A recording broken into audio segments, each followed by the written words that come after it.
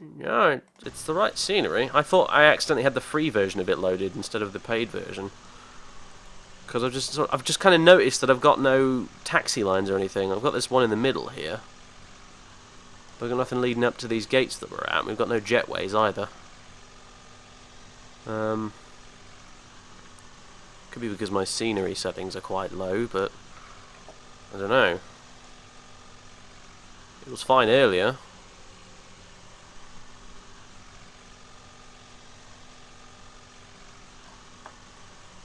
Maybe I should up it slightly, I don't know.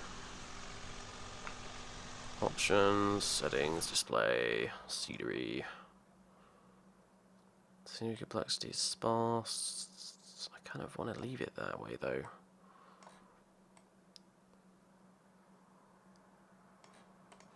I wouldn't mind putting the auto-gen scenery stuff up a bit, but...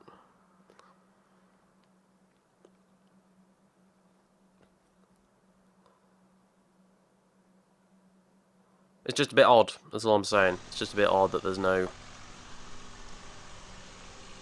I mean, there should at least be a jetway here, you know what I mean? Like, there's no jetway at all, there's nothing.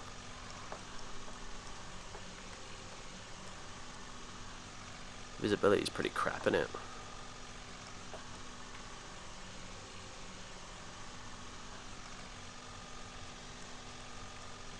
Maybe I should move to a different gate. Option, no, world, airport.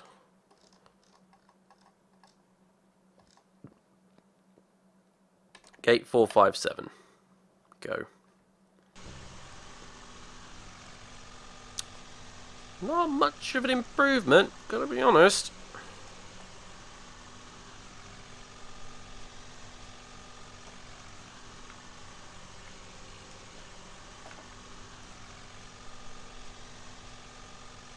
Options, settings, display, scenery, complexity, normal.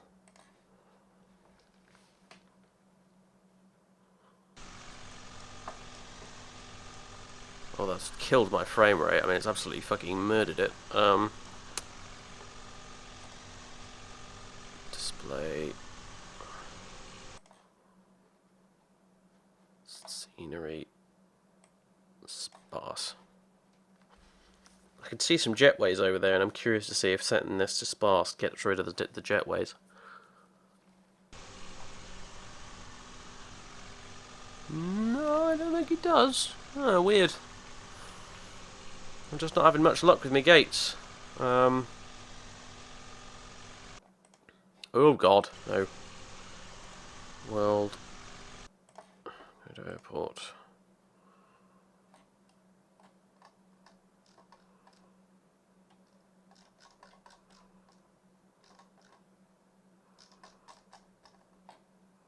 Gate 424. There we go. We got taxi lines and a jetway and everything. We're in business. Alright. That's more like it. And out comes the jetway. And it will probably affix itself to the aircraft in the wonkiest way possible, because it usually does. But we'll see. Let's see if it manages it. No, I'm sorry, Heathrow airport authorities, but unless you want the passengers to make a leap of faith in order to get into the aircraft, that just won't do.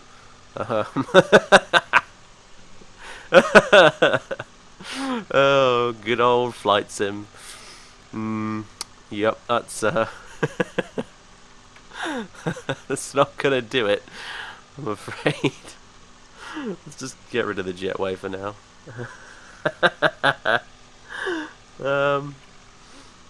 Oh, what's it doing now? Oh, there we go. Right, glitchy fucking thing. Jesus. But anyway, yeah, the wonderful 777, ladies and gentlemen.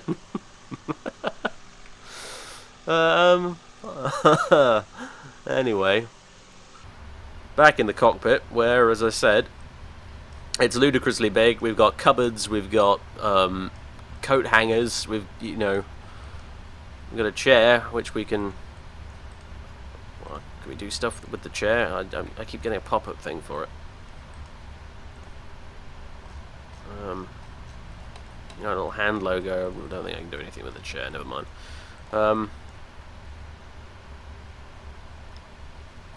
I can. What's this? Well, I can test the oxygen over on the wall here. You got this thing, whatever this is. I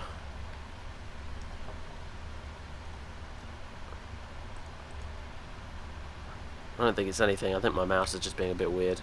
We got these little bookcase things over here. I mean, it's you know, a slang term, if you like, for a cockpit is the office. Yeah, it's a pilot's office. But I think in this plane, that was taken rather literally, because, you know, it's like a big old room, you know. Well, the only thing they're missing is a coffee table, and you can bet if this was an Airbus, it would have one. But anyway, can we slide the seats out, I wonder? No, that's on. You can do that on the 757. The Quality Wings won't be, evidently not. Oop. Anyway, so we better switch on the traffic and watch my frame rate kill itself.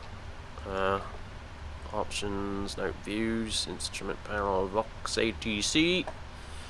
Let's resize this window to a reasonable level, because right now it's a pretty unreasonable level. That's more like it. Whack that in the corner. Enable. Test. I'm just watch the airport become magically populated with aeroplanes. Just give it a minute. I'll do it.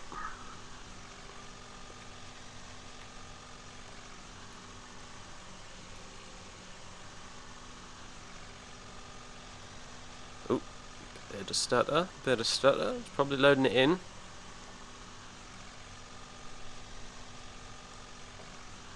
Give it a second. I hope it works. If we get a fucking fatal error, cannot load or bullshit thing like that, I'm gonna flip my lid, son. I'm gonna flip my lid. Or if I just cancelled the whole enabling process or something by accidentally changing view. No, it's still initializing. Completing setup. Bang! Aeroplanes. Not a terrific amount, at least not over here, but aeroplanes nevertheless. There we go. There's an Airbus there. I don't know, whatever that is. I think it's another Airbus. Is that Air New Zealand? I think it is. And another plane over there. What the fuck's that? That is... my god, what is that? It's an Arik Air. Wings of Nigeria. Okay, so it's a Nigerian A340. Oh god. And another 777. I think it's a slightly bigger version than what we've got. And a Delta 777. And a two 747s, another 777, and a Airbus. Another 777, I think, over there. Two more, in fact. But yeah, anyway. There is life in this airport now, and a couple of Emirates A380s. There you go. Fucking double-decker monstrosities. Absolutely gigantic. Apparently there's an A380 you can get for X-Plane as well, actually. I'd be keen to give that a go. I think it might even be a free mod.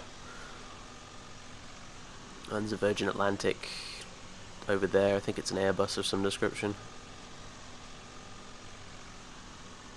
Yes, the one plane that is bigger than a 747. The mighty A380.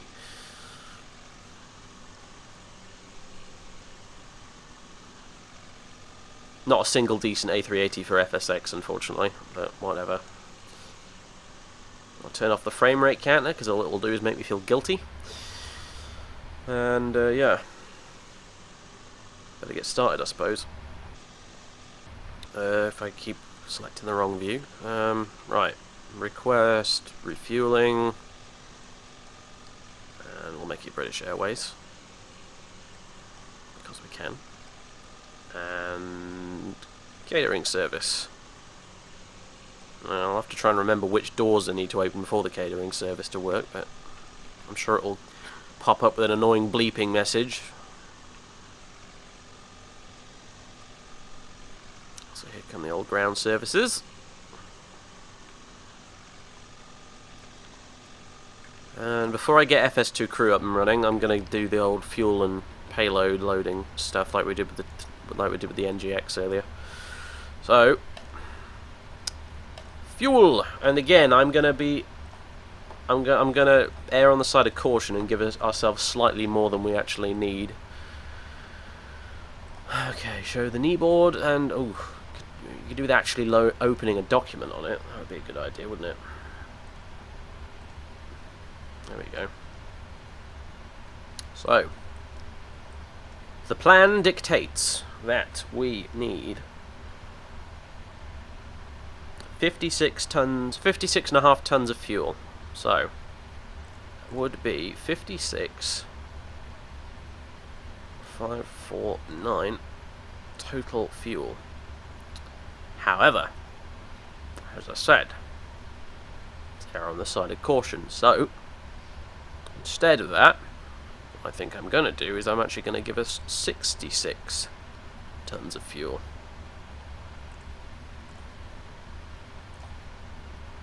Just to be on the safe side, which gives us just under half of our maximum fuel load, which is kind of crazy. I mean, if this thing can get across the Atlantic with an extra 10 tons of fuel and still be under its half of its maximum fuel load, that just gives you an idea of how far this bloody thing can go. In fact, I think the 777 holds the world record for longest continuous flight in human history. So.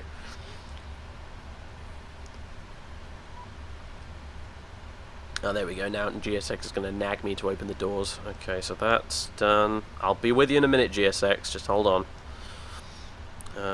Return. Let me just double check I've got everything there. Plan fuel. Oh, should I maybe load a plan first? Hold on. FMC. Pause init.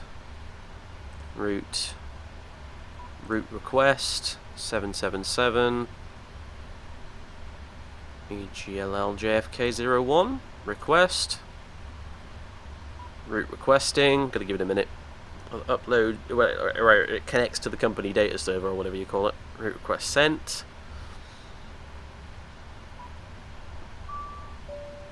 Uplink ready. And I think we hit load. Uplink loading.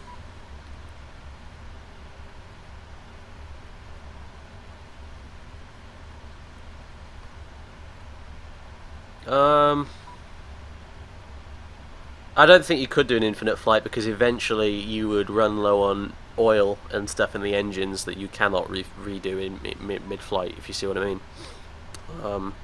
But you could certainly keep going for a very long time, yeah. But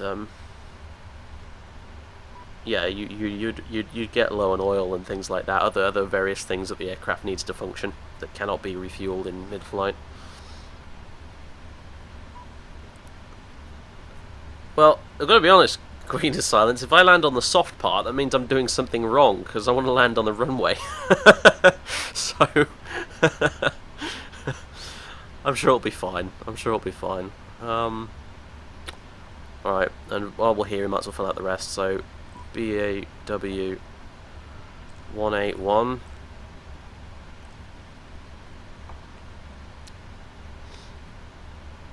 Activate, execute. And our runway for today is 27 right.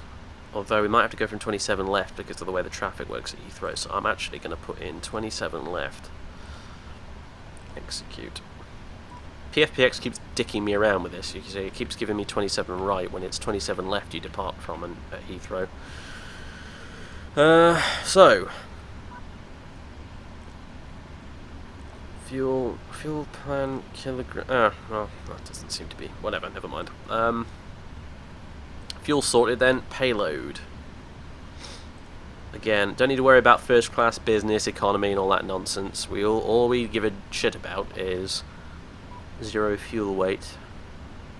Where is zero fuel weight? There it is. So our zero fuel weight is 208 tons. Okay. 208.9. Bam. There we go, and that gives us 14 in first class, 48 in business, and 171 idiots in the back, as a wise man once said. So we'll close that. That's set up. Pretty much sorted. Oh, I did tell you guys, didn't I? I told you I was going to show you the cabin. Well, this is at the back. This is the economy section. Not too bad. You've got screens, you know, at least. It's a twin aisle jobby, is this thing, so it's pretty massive inside. Is this the... Yeah, you've got the galley at the back here. And then you go through here. And then you got this other bit here, the galley, crew bit, whatever you call it, I don't know. Then you've got more seating. And then you go through here, and we get into business class, and you have these weird cubicle things. I don't know what this is about, but you have these weird cubicle things, and when it's night, the lighting in here lights up with, they have like red lighting on the wall and green lighting and blue lighting. It's really weird. It looks like a kind of crazy disco. And then you go through into first class, and then you've got more weird cubicle things, which are slightly different to the other weird cubicle things in business class. They're sort of more closed off. I mean, I don't get how this works. I mean, it's just odd. Because you've sort of got this weird middle bit here, and then you've got another person sat with you there. I don't understand. Like, I assume this can be converted into a bed somehow, obviously, which is probably... But yeah, it does still seem odd.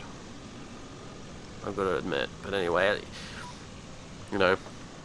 If I get the A380 for, or the A350 for X-Plane, I'll be able to show you the cabins for that, and that gets even more crazy. They've got like a bar and a lounge and shit. It's nuts. And then you go through here, and then you get down here, and then bam, cockpit. There you are. And weirdly enough, you notice this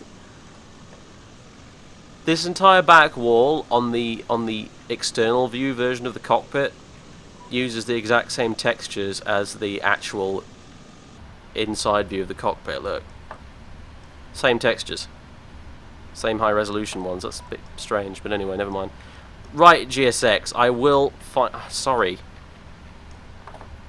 Which ones does it want me to do? Come on. Right entry 2 and right entry 4. Disarm and open. Disarm and open. That will stop nagging me for precisely 30 seconds until it wants me to close it again. And here come the men with the trolleys. Well, a man with a trolley. I don't know about the other one. Oh, there we go. He's just taking his time. Right. So.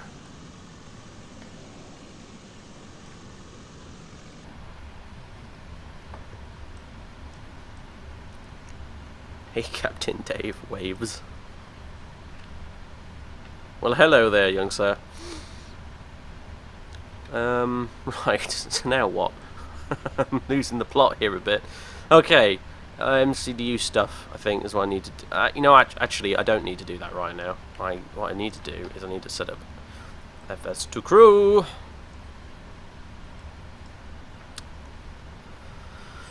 Let's lock it and hard mute it. And config crew accent UK, that's all I wanted. I have to click through everything to get it back to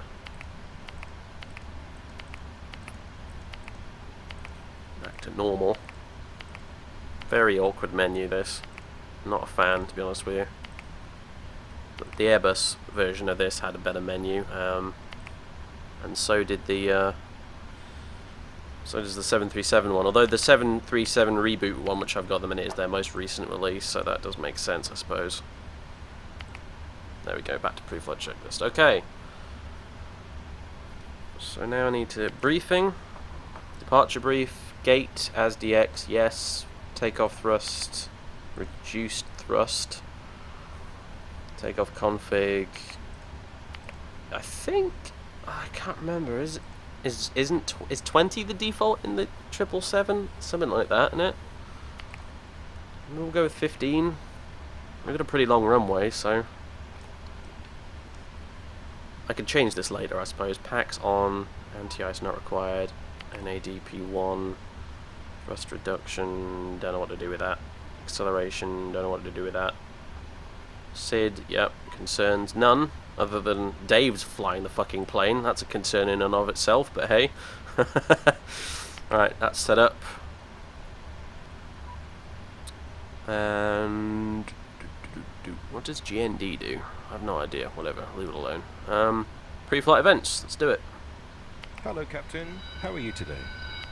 I'm terrible. And then it picked it up. I am terrible. There you go. Oh, and now the wonky jetway should be coming out. Yeah. Here comes the wonky jetway.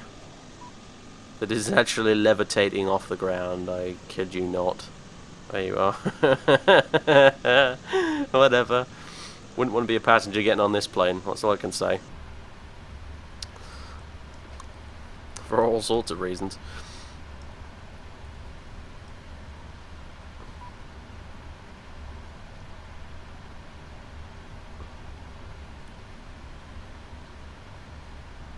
Right, so it's bleeping at me again because it wants me to shut them doors.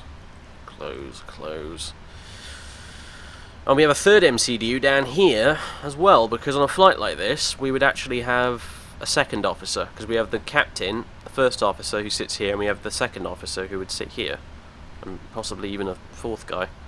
And they would rotate in taking it in turns on a long flight like this, you see. So this third FMS, FMC, MCDU, whatever you want to call it here, I call it MCDU because I started with Airbuses, so I have all the Airbus lingo drilled into me now, but it's an FMC in a Boeing, I think. You have a third one here for him, sat in his little seat here. So, but it's really kind of useful because it allows me to have 3 different pages up at once.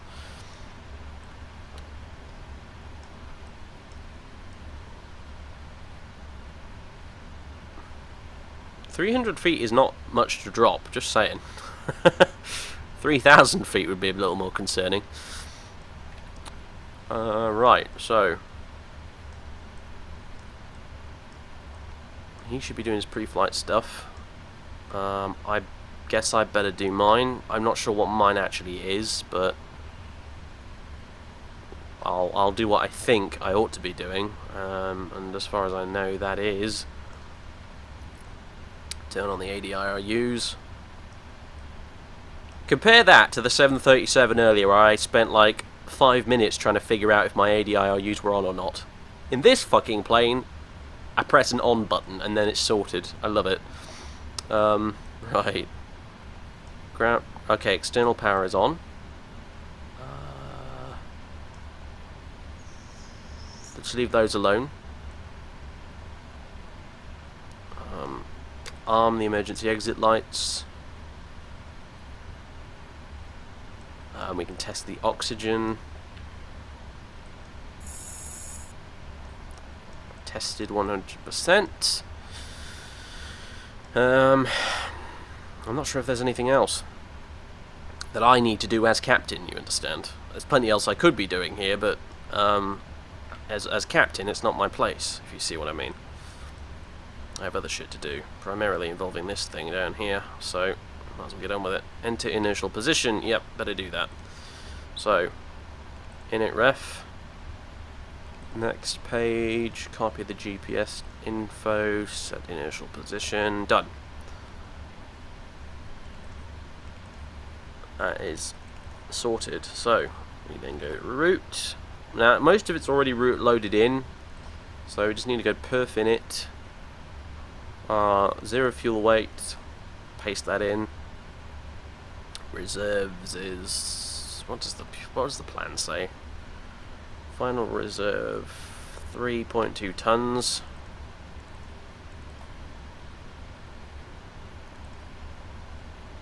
I hope I've entered that correctly, you know, in the right format. Cruise altitude is 360. Cost index for this flight will make it... I'm tempted to make it low just so I have a bit more time to sleep while we're in the cruise. So let's put it as like I don't know, 10. It'll also save on fuel, I suppose, which is a good thing. So that should be okay. Thrust limit, regular. Well, I suppose we're so heavy we're not going to be doing a derated takeoff. So let me just fix that in the briefing. Full thrust. Climb 1. Takeoff. Flaps. I believe did I set 15 in here? Yeah, we'll go with 15. And center of gravity, paste it in. Those speeds look pretty good. What if I were to put it on flaps 5, just out of curiosity? It's not too bad either, really.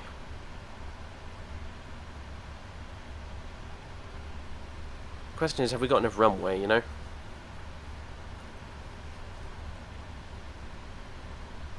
I think maybe I should make that... I should probably bump that up to almost 20 or something. That's probably a bit more like it. Yeah, we'll go flaps 20. So, bump, bump, bump. VR will be at 145. That seems reasonable to me. So, yeah. This isn't a tiny little A320 where I can just go flaps 1 and then that'll be enough. Because it won't. Okay, that looks about sorted. Okay, departure will be from 27 left. And the actual SID we want to fly is... it'll be one of the Compton ones. Not 3F, but something else. Probably, yeah, Compton 3G, I reckon. Yep. And we'll be going straight out of Compton, folks.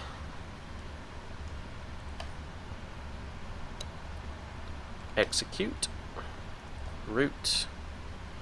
And the arrival, is it even worth programming it? Probably not. Let's not bother.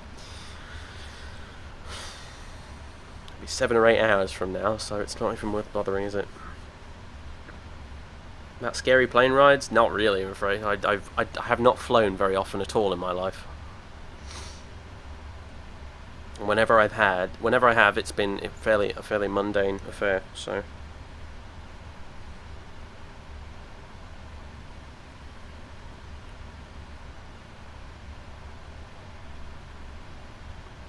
I think I'd make a very poor passenger, to be honest with you, because I'm not sure I'd be able to deal with not being in control of the plane, if you see what I mean.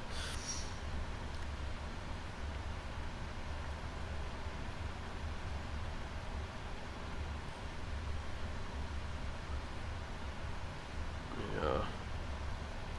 Okay, route. Legs. Yeah, let's get the plan mode up on here. Oh, we better do the pre-flight checklist while we're at it, actually, since we can do it now.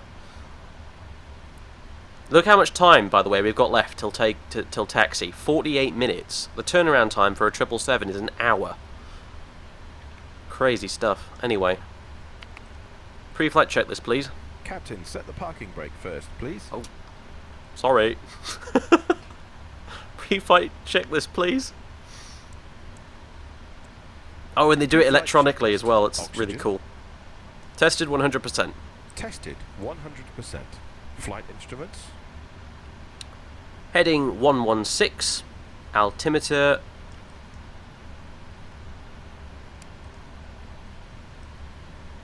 Altimeter 1013 feet. Heading 116. Altimeter 1013. Pre-flight checklist complete. Grand.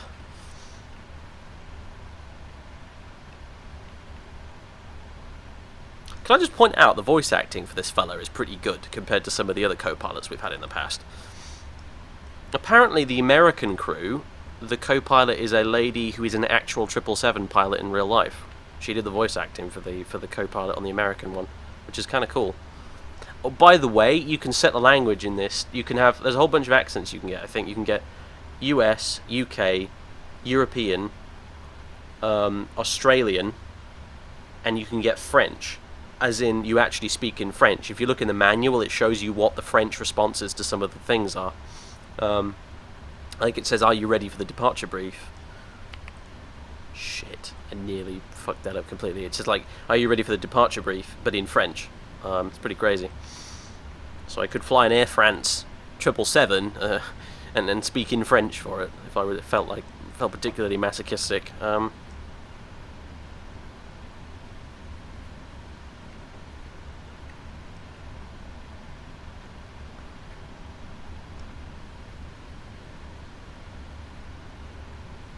Anyway, legs look good. Let me just, like I said, whack it into plan mode, just so I can double check that everything's hunky-dory. It should be. I see no reason why it wouldn't be, but you never know. So, step, step, step, step, step, and let me hit Compton, and then step, step, step, step, step. It all looks lovely. Nothing to worry about at all. And then it goes down to trait, and then parch. Great. Where is my top of descent, by the way?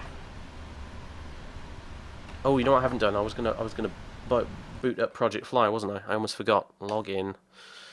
I need to go on the website to fill out. Bloody, I almost forgot. That would suck if I did my first transatlantic flight and I didn't have it logged. Bear with me a moment, viewers. I do apologise. Dashboard. Make a booking. Okay, it's IFR flight rules. We're flying offline.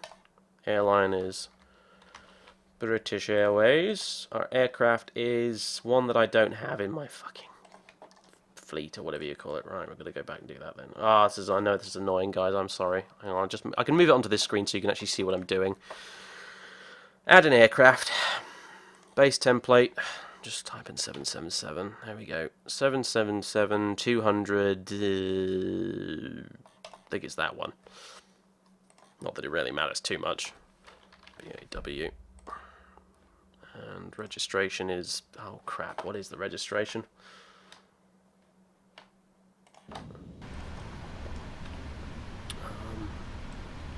Is it written on the dashboard somewhere? Yeah, there it is. GZBAV. GZBAV.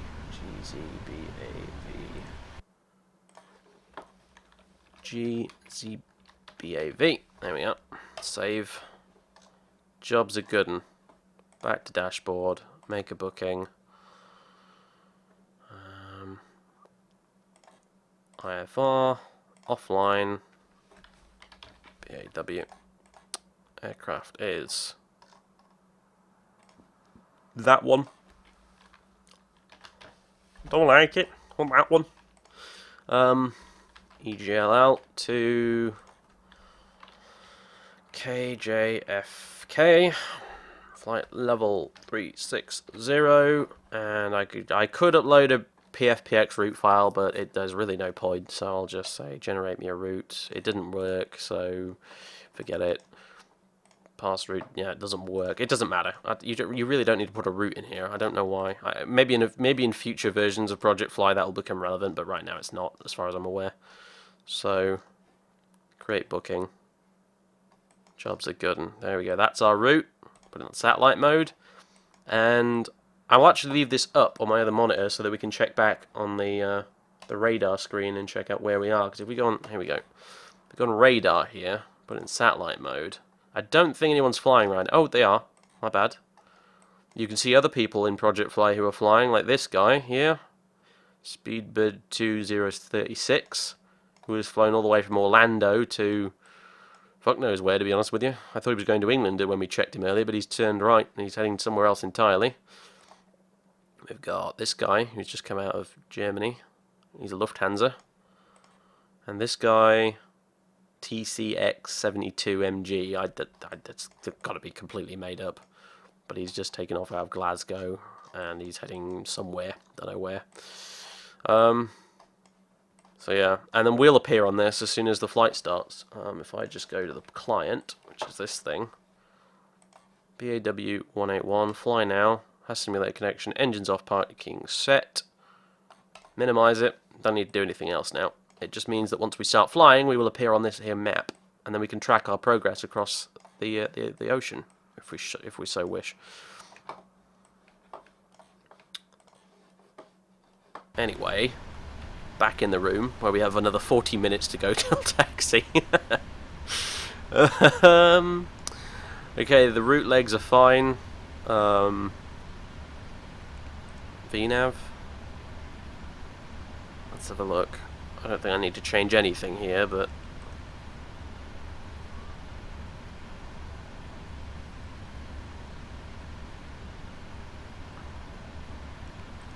looks like it should be just dandy. Init ref index. Pretty much everything is sorted. Maint. Options. Colors. Sound. Colors? What? Oh, I can change the color of my PFD. I didn't know that. Oh, that's awesome. You can change the ground to oh god, I can do all sorts of shit with this. I can enter the RGB values, and I'm not going to bother. Let's leave that alone. Just leave that alone. But still, kind of cool. I didn't know you could customize that. That's nuts.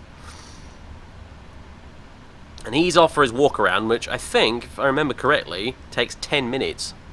So he's literally spending 10 whole bloody minutes walking around the plane to make sure it's, you know, it's completely airworthy. And I suppose it makes sense considering how humongously gigantic this thing is. There's a lot of stuff to check, isn't there? So, ooh, do we have planes moving? I believe we do. We have a 747 on his way out. I wonder where he's going. He might be going across to America as well, come to think of it, because there was, when we looked up which flight we were going to use for this, I found Speedbird 181, which is us right here in the 777, but there was another British Airways flight going across that was in a 747, and for all I know that could be him, because the traffic I've got is based on real world schedules, so... But anyway.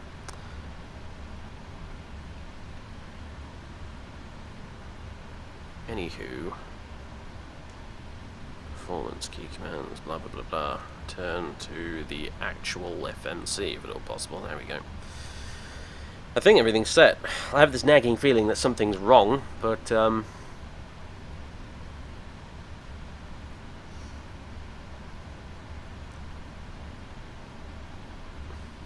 you've got travel yards, you are there. Yeah, it's almost a shame you guys who may be watching this later on YouTube can't see what the guys in the chat are talking about. There's some pretty hilarious stuff in there right now. Sharing plane travel stories. Some of it's pure gold.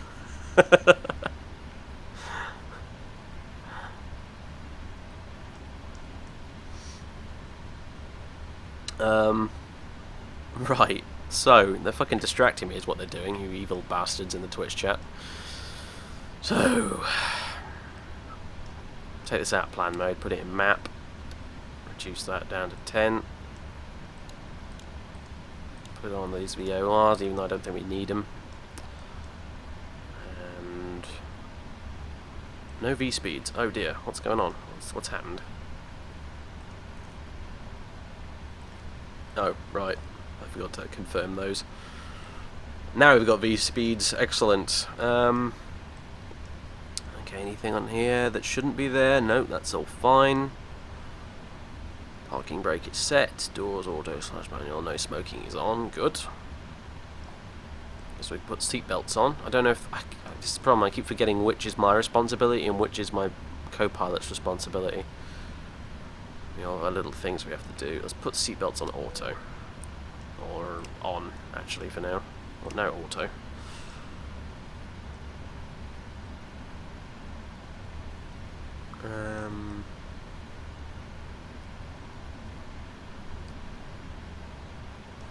Beacon really ought to be on, probably. Although we're not really powering up yet, but I'll put a beacon on anyway. What harm could it do?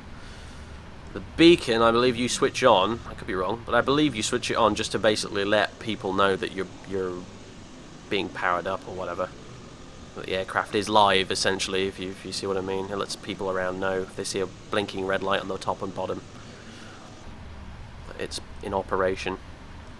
I think. I could be completely wrong, but hey. Flight directors go on. And VNav and LNav. What is our V2? It's 156. So, just for reference purposes, we'll lower that to 156. Our heading is the runway heading. Oh, right. Winds. This could do with going in as well, because this will recalculate the V-speed slightly.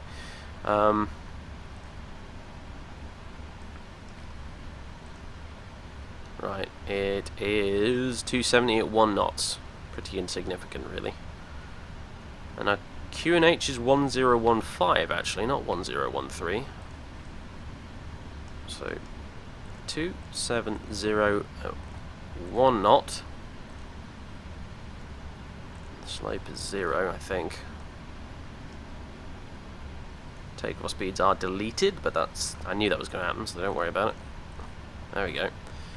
V2 is 156 now, but that's, yeah, same as it was, fine. And heading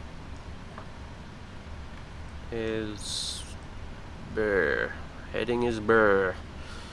Heading is, well, I suppose it doesn't have to be completely exact. We'll go with 270. I don't know what the exact runway heading is. Probably shouldn't be half-arsing it, but it won't really matter too much actually, because we're going to go... I'm going to go off the runway manually and then just put it, you know, bang it straight into VNav and LNav really after takeoff, so this doesn't really matter too much. Altitude... legs... altitude will be, let's say, 3,000. According to the plan.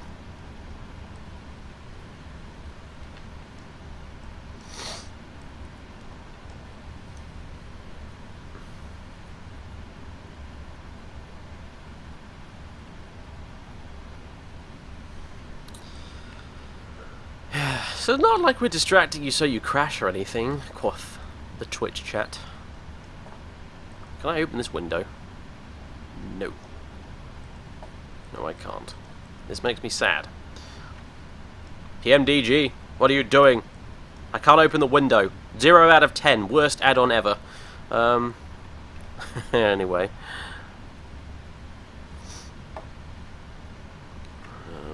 Don't press the reject button.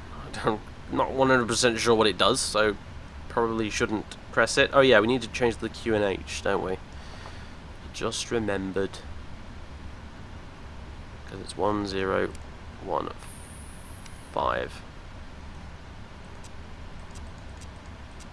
There we go.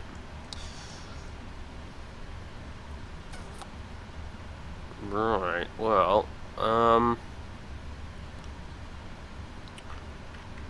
ho-hum.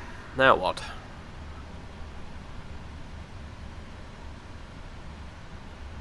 Oh, we can talk to ATC, I suppose. Tune ATIS 128.07.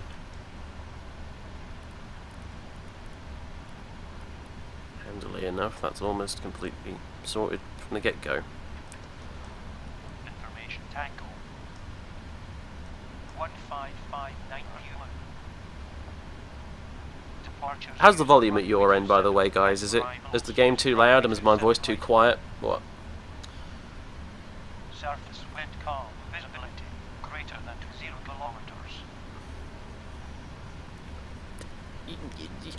Yeah, technically you're not going to want to open the window on the aeroplane in flight, but it's nice to open it on the ground. I mean, I can do that in the Airbus, so... Broken at 4,800 feet. Temperature 82.6. QNH 1015.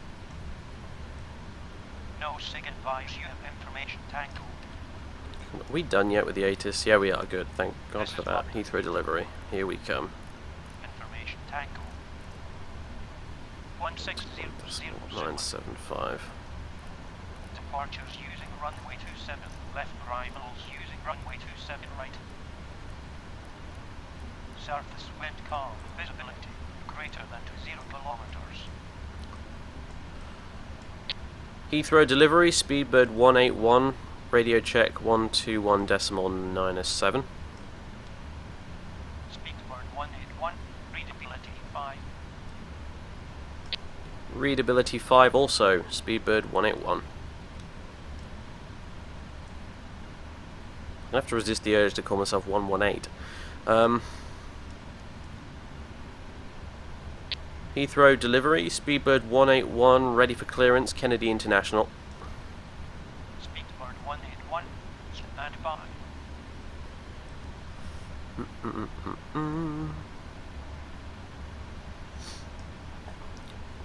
Speedbird 181, cleared to Kennedy International Airport, Compton 3 Golf departure, then as filed. Expect flight level 360, 10 minutes after departure. Departure frequency 125.62, squawk 3073. Speedbird 181 is cleared to Kennedy International Airport, Compton 3 Golf departure, then as filed. Departure frequency 125.62, squawk 3073. Speedbird 181, read back correct. 3073. Sorted. We can do a TCAS test if we like. Red things will appear on the screens down here.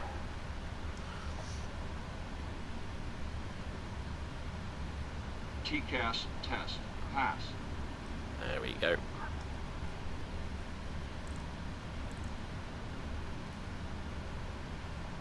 Might as well turn on traffic, I suppose. Kind of weird thing, by the way, I've noticed that my traffic displays have gone from having the traffic rings to having these dots around me. I don't know what that's about. I don't know what I've done in the settings somewhere, but it wasn't like that before. Won't worry about weather on right now, because we don't want to fry the ground crew's brains with our radar.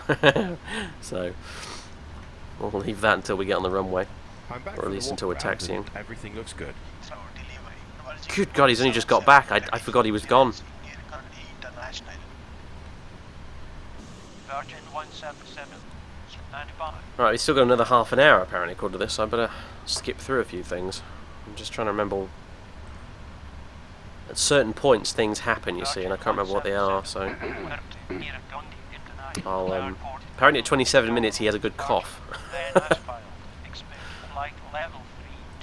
Skip through them one at a time and make sure nothing happens. Hi guys, we start boarding now. Go for it. Yes. Yes.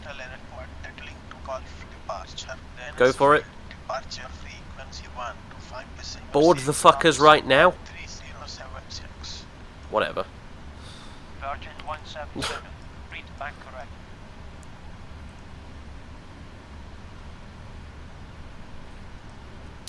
I hope that worked. Anyway, never mind.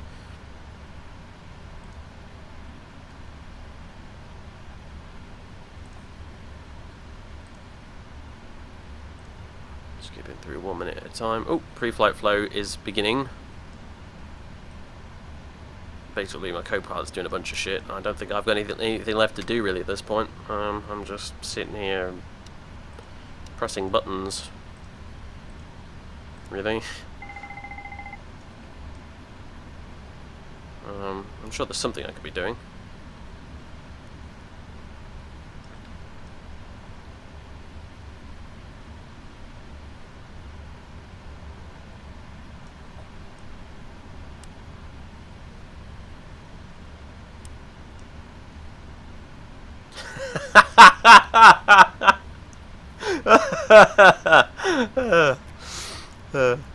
Yeah. Tell me, son. You like movies about gladiators?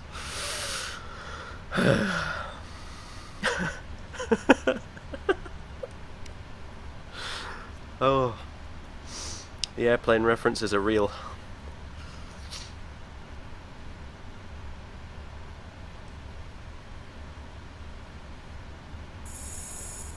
Oh, he's testing the oxygen now. Kinda thought we did that earlier, dude. Why are you doing it now? Maybe I shouldn't have done the pre-flight checklist that early. Maybe I should have waited until after this. Oh, look, he's ticking boxes and things. Look, he's doing stuff. Because this thing, you can get a checklist up on the lower display. Radar display. Go around. Wind shear ahead. Wind Oh, he's shear ahead. testing out all the warnings Wind and shear stuff. Ahead. Checklist. There you go. See, look, you can get the checklist up here, and presumably in real life it's a touchscreen because I can actually use a mouse cursor to click shit. Because I think they have checklists on the real thing. I don't think this is just a. I mean, it could be wrong, but I don't think this is just a thing for the game. TCAS test. Pass. But anyway. But yeah, I've got it set so it's an electronic checklist, so he'll actually bring that up, that screen Ready up, for the checklist? when he's ready for the checklist. So, which we already did, dude, if you remember. Never mind. We can do it again if you like. Right,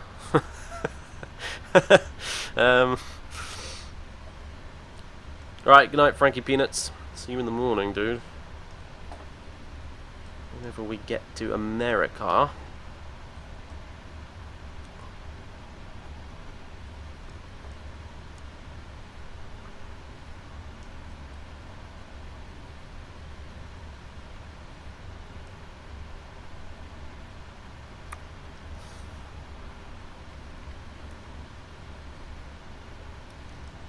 We have a phone.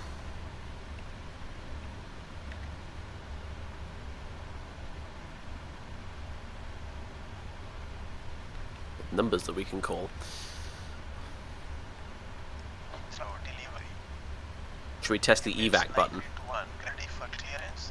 Dubai International. Oh, it wasn't very exciting. I'm gonna be honest. I was expecting more from a big button labelled evac. Never mind. We can turn on the floor lighting. As if we have floor lighting. So what is that? In case we drop our pencil. Clear to Dubai International Airport, Italy, to go. Departure. Fair enough. Then as filed.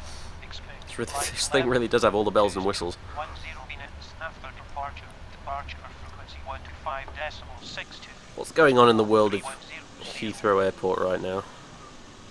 Emirates 981, clear to Oh, it's a Dubai KLM 737, like the one we were flying earlier. Call for departure. Which may yet be the very same one. Departure frequency 1 to 506. Stop That Delta over there is still staying put. We've also got a couple of others over here I didn't see earlier. We have got a... Read back correct. Bloody hell, I think it's... I don't know where that's from. Not a clue. No idea where that's from. Maybe India? I'm not sure. Don't even know what type of plane that is, to be honest.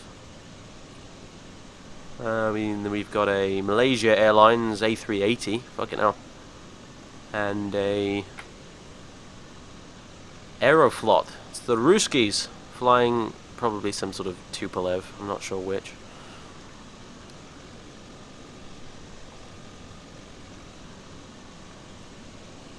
Delta and Wings of Nigeria are still staying put. Oh, there's a American Airlines who I don't know what he's doing actually, to be honest with you. He's sort of halfway down the runway and just sitting there. And a bunch of other stuff out there in the fog. Oh, and we've got a Virgin Atlantic, an A330 on his way out. Okay. Oh, and that Emirates A380 is moving as well.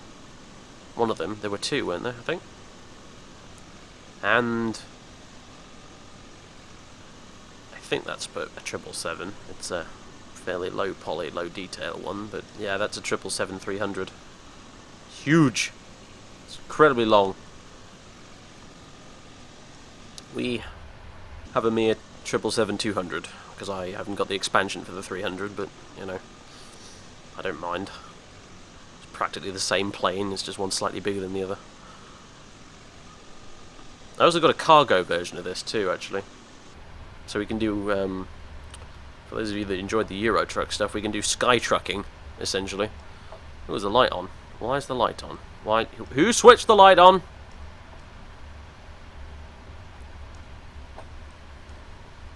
Someone switched on the dome light. Bad co-pilot. You don't switch on the dome light unless I can tell you to. Oh, we could set our takeoff trim. That wouldn't be such a bad idea, would it? Any ref, thrust limb, takeoff. Trim is 3.5. That is not 3.5. Okay, right, well. Oh,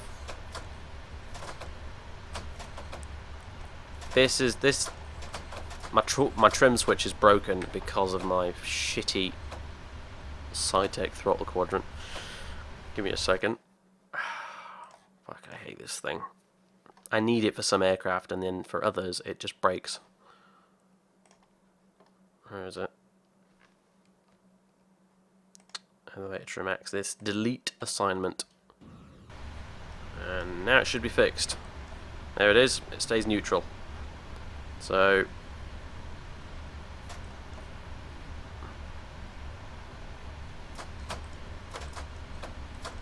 oh god. Right, we want nose down. Trim doesn't seem to be moving. That's concerning. Is that because the engines are off? It might be. We've got 12 minutes to go.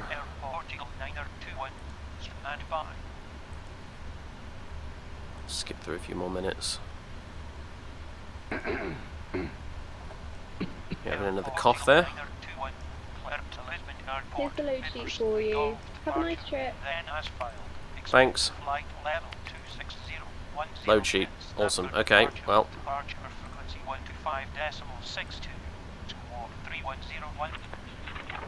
Suppose we better ask if we're cleared to start up. Welcome on board our flight today. As you locate your assigned seats, please place your smaller items under the seat in front of you to provide more room for larger items in our overhead compartment. If you need assistance, contact the flight attendants. If you are unable to accommodate any item in the Heathrow ground, speedbird 181, request startup. Also review the safety instruction in your seat pocket. If you're seated at an exit seat, Roger, speedbird 181, sorry. Criteria.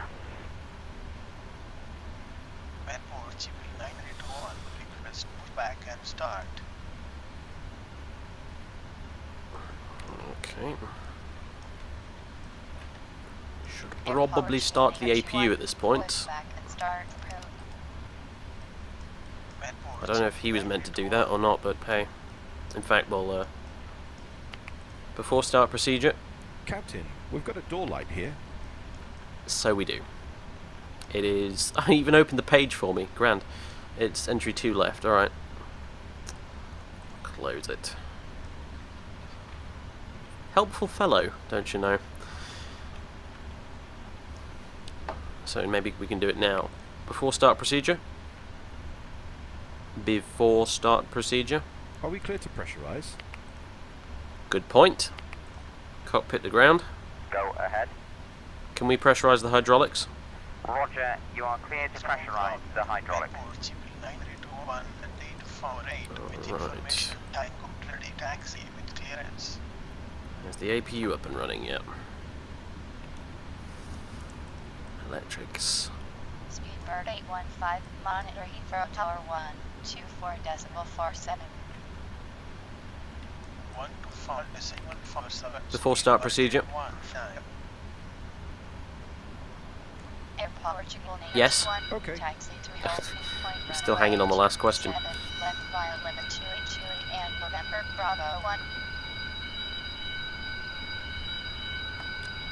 Someone stop that infernal ringing. There we go. It's the bloody jetway being very obnoxious. Where do you download the 777? I bought it from PMDG Simulations, I think is the full name.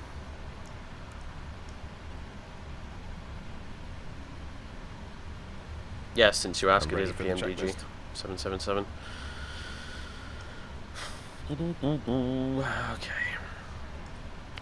Before start checklist. Before start checklist. Flight deck door. Closed and locked. MCP. Hi, V2. Captain. The cabin is ready to go. 156. Thanks. If you need anything, just let me know. I need you to not slam the bloody door, love. Right. V2 156, heading 270, altitude 3000. Takeoff speeds. V1 140, VR 145, V2 156. CDU pre-flight. Completed. Completed. Trim.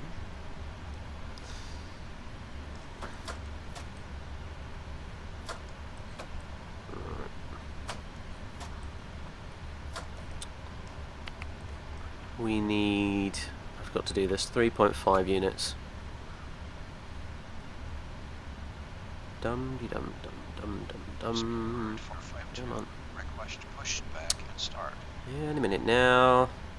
Speed burn 452. Pushback and That'll do. start. Approved. 3.5 units. Speed burn 452. 3.5 units. United 142. Vacated runway. 3.5 units. Set. Emirates 921. Monitor Heathrow Tower 124.47. 125 missing 157 emits 981. Set and checked. Taxi and takeoff briefing. 456 by 5757 Alpha Echo in November 7. Hold short runway 09. Not done. Briefing. Taxi to park Arch brief, blah 456. blah blah blah. 5575 We went with flaps 20 in the end, didn't we? November 7. Hold short That's runway on. 09 Required. right. United 142. Play brief. Are you ready for the departure briefing? Go ahead. Okay, we're at a gate. The Could do taxi that myself, at but I'm lazy, runway and it doesn't will seem be to work as half the time. This airport uses Aztecs, so don't forget to turn on the transponder. Oh, prior see to you, odd dude. We will Thanks use for coming. full thrust for takeoff. For the takeoff config, we'll use flaps 20. Packs will be on. Anti-ice is not required. We will use NADP1. Thrust reduction altitude is 1,000 feet. Acceleration altitude is 1,000 feet. Departure routing will be an ATC assigned SID. As for concerns, there are no special factors for this departure. Okay, for the takeoff briefing, I'll be the pilot flying. During the takeoff Yeah, roll, you don't want to screw up a wedding. malfunction That's or warning true. and silence the oral warning. I will call stop or go. I'll reject the takeoff for any warning or condition that significantly affects the safety of the flight. Very much towards the end of the stream at this point anyway, like I said. We're gonna Takeoff configuration warning. System get failures, ourselves up into that climb, activation of get into the master cruise, caution and then system, I'm gonna fuck tyre off to bed. failure, So, unusual noise or vibration, abnormally slow acceleration. If a side window opens, fire or fire warning.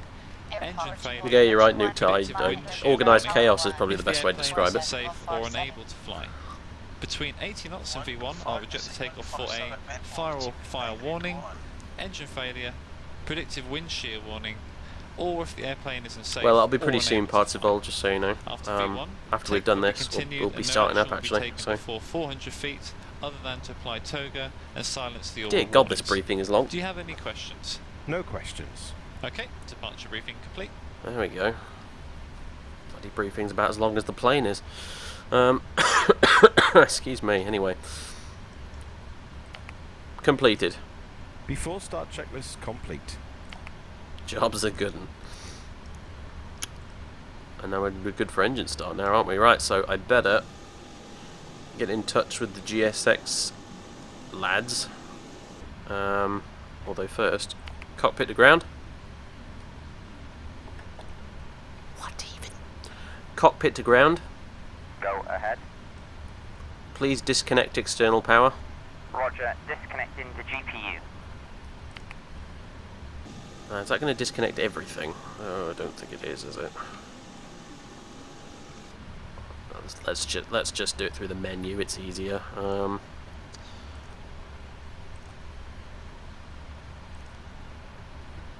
There we go. That's better. Yeah, that's more like it. Okay. Oh, I better wait till he's finished pressing buttons. I can. The GPU is disconnected. Okay. Yeah, external power is off. We are. Yeah, APU is on the buses, as they say. We're good to go. So let's request pushback. Nose left. Speedbird 886, pushback and start. There we go. We're finally getting underway, folks. I know it's been a long wait. But bear in mind, we actually skipped a whole bunch of time on this thing, and it would be even longer if it was real life. And the real Speedbird 181, as we looked up on FlightAware, was like half an hour late on top of this, so... He goes. I don't know why he's waving, it's not as if we can see him from up there. Let's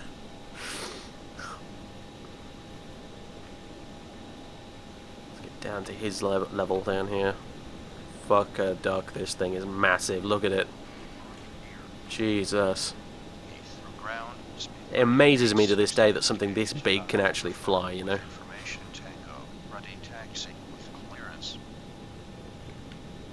Speedbird 886, taxi to hold point runway 27, left via Charlie, Bravo Lima Bravo, and November Bravo 1. Yep, we'll be starting taxi in a second. He's pushing us back and releasing the parking brakes. And we're starting the engine, so... Starting 2. Oh shit! Start sequence is 2 then 1. Check. Apparently we're starting 2 now though, so...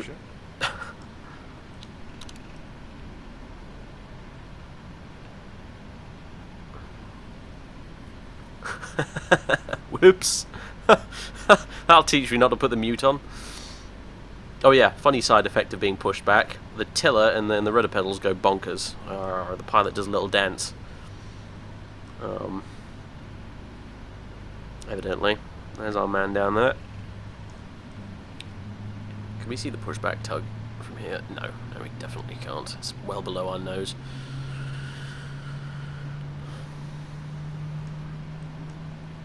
Okay, engine 1 should be on as the starter slipped back in position. It has indeed. Okay.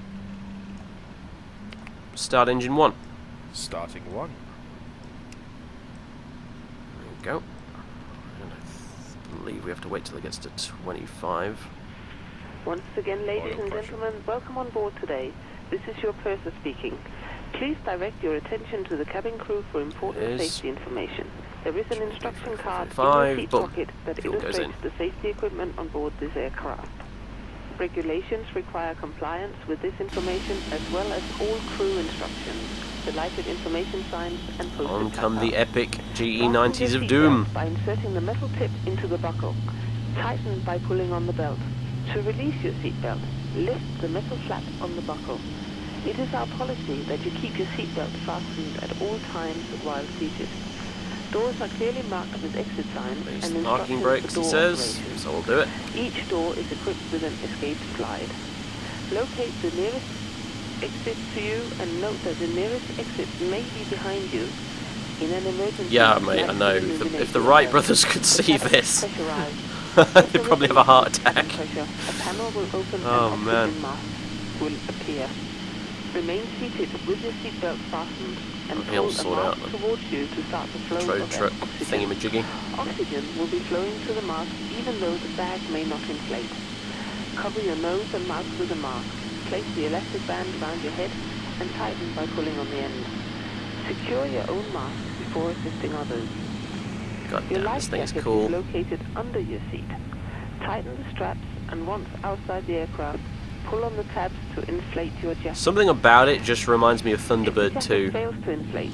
Use For those of you amongst the audience who've ever watched Thunderbirds, it totally reminds me of that little cockpit there and the big massive body. This is a non-smoking flight. Smoking Exactly is what not it looks permitted like. in the cabin or in the lavatories. Cabin lights will now be turned off. Reading light buttons are located over your head. Thank you very much for your attention. Oh Jesus, what's going on? Caution, caution something, caution something. Packs. Has he not put the bloody packs on? He hasn't, has he? No. You idiot. TCAS is off. Oh, that'll need to go on. For sure.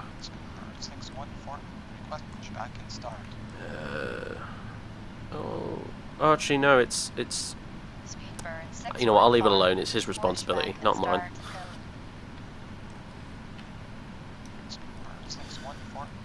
Right.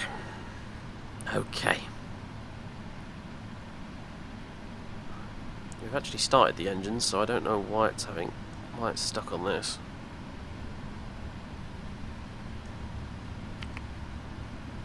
I'll just skip it. Fine. Flaps 20. Flaps 20. There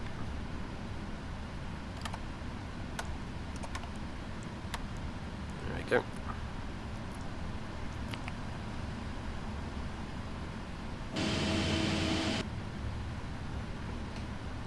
Hey, up.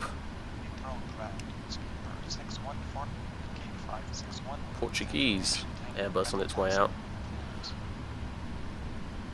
Speedbird 614. Taxi to Hilton. Before taxi checklist. Left via Delta Golf Kilo Bravo and 2. Before taxi checklist. Anti-ice. Auto. Recall. Checked. Flight controls. Just do that quickly. Oh, wait a minute. My flight controls aren't moving. That's not good. It's a bloody good thing we checked him, isn't it? What the fuck?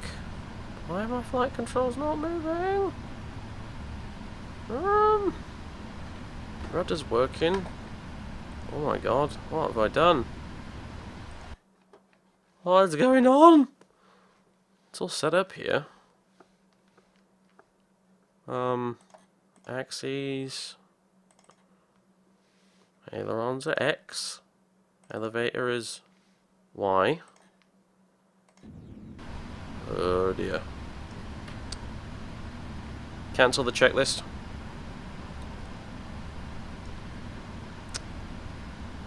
Oh bugger. Alright, we'll just say we checked him. Okay, everybody, don't tell him, but we'll just say we did it. Alright? Checked. Ground equipment. Clear. Before taxi checklist. Complete. Hoping. Oh, yeah. No. Oh, that's what it was. The fucking. The yoke was in the down, sort of minimized for the purposes of the flight simulator mode, and therefore it doesn't move when it's in that. It's fine. Rudders are good. Left and right is good. Up and down is all hunky-dory. Right, okay, panic over. Bloody hell. Oop, resend him a tracker. They're all ready to go, aren't we? Clear left. Clear right. Off we go, chaps. Oh, no we don't.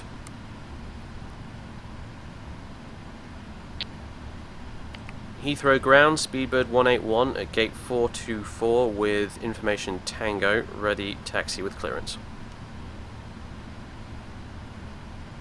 Give him a minute.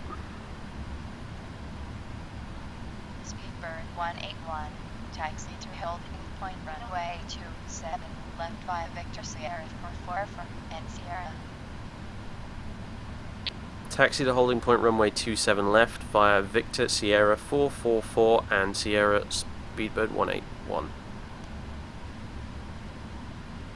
There you go. Told you it was 27 left and not 27 right, as PFPX suggested. The seditious little bastard. And wow, this is going to be a one short taxi, folks. Fuck me, the runway is there. Nice. Makes a change. Right, off we go. Speedbird Just something just spawn in behind us. Cabin crew, take your seats. Pushback and start Hold on, I just need to move my monitor a bit closer so tracker doesn't go berserk. Alright, there we go. And we're moving.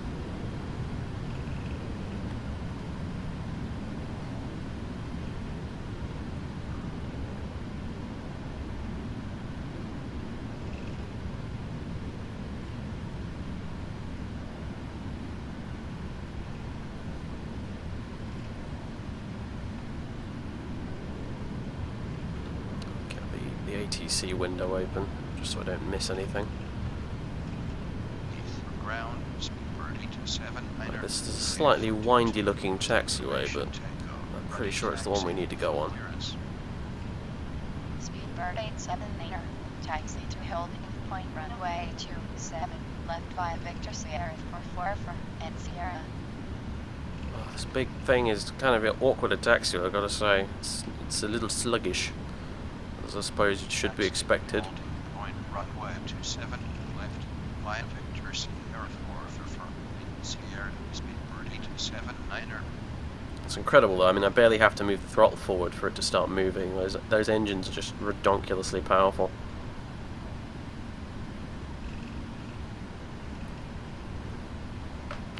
Before takeoff checklist. Before takeoff checklist. Before takeoff checklist complete. Well, I'll be damned. I think that's my favourite checklist ever, that one.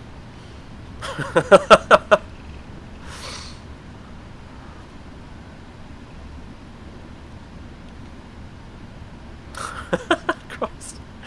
Best checklist 2K15. I love it. Can they all be like that, please?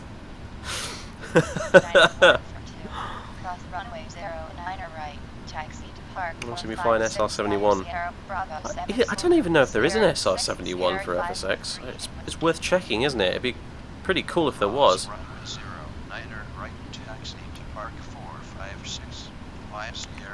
Runway entry procedure. Check. Clear on the approach.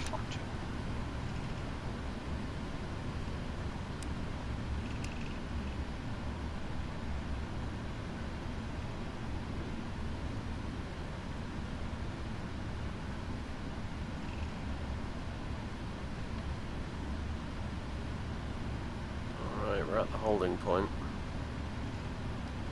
ATC should be getting in touch with us by now. I mean, we are at the correct runway, are we not? Oh, I hope we are. Hang on a minute. No, this is 27 left, yep. This is the place.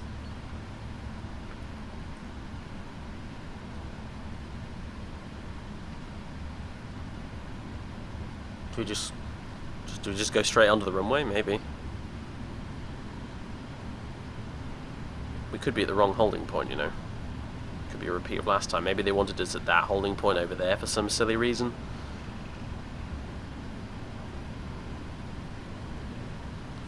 Oh, the joys of Vox ATC.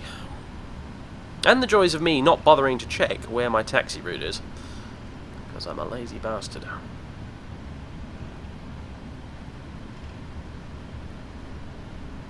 Let's, you know what, no, let's take a left here and see if they say anything.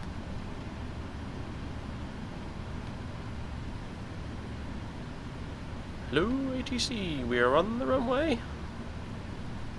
Don't know if you're out there. Ground control to Major Tom. Back and start. I think we're going to have to keep going around until they take notice of us, folks.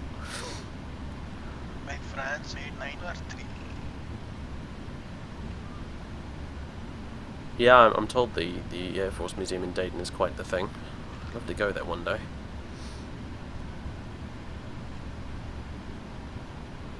America's Duxford, in a sense.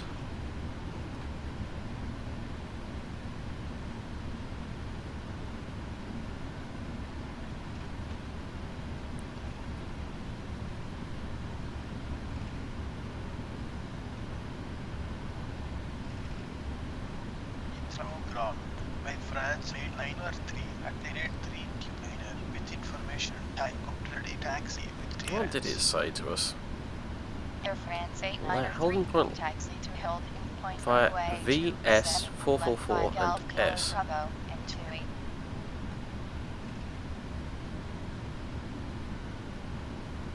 Taxi to holding point runway 27 left. I can only hope that this is the correct holding point. Because I'm going to get a little bit impatient if it's not.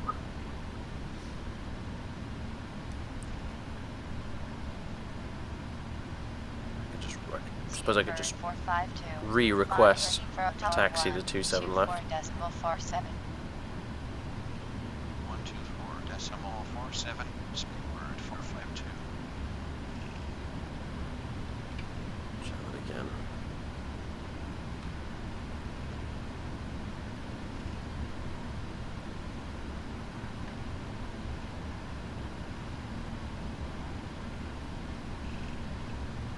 Right. Welcome to the holding point. Now what?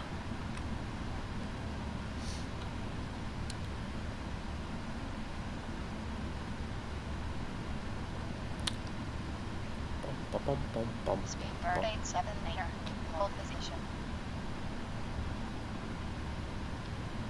Hold position. Speedbird 879er. Speedbird 181 requests taxi to runway 27 left.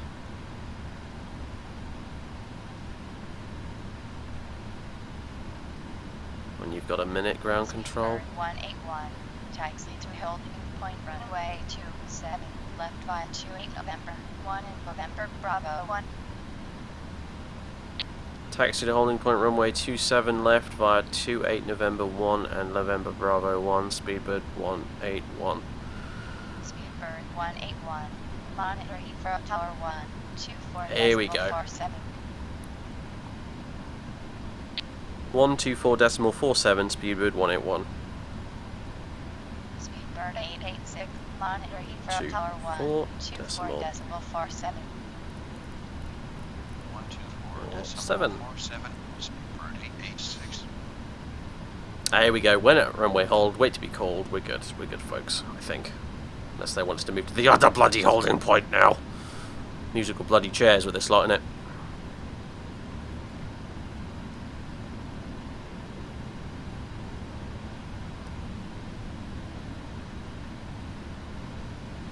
I think we've got someone behind us, you know. Yes, we do. We have another bloody 777 behind us. Runway 27 left, cleared, takeoff, Speedbird 181. Here we go, folks. The moment of truth. It's fast approaching. We need to get out of the way of this 777 behind us. Is he the same as us, or is he a 300? No, he's the same as us. I think.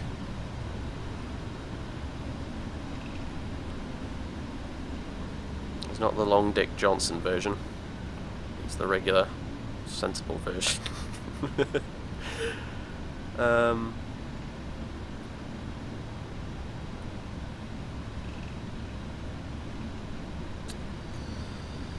And we are cleared takeoff, so we can go whenever we damn well please now. We don't have to contact them again or anything. So, I just need to remember what to do.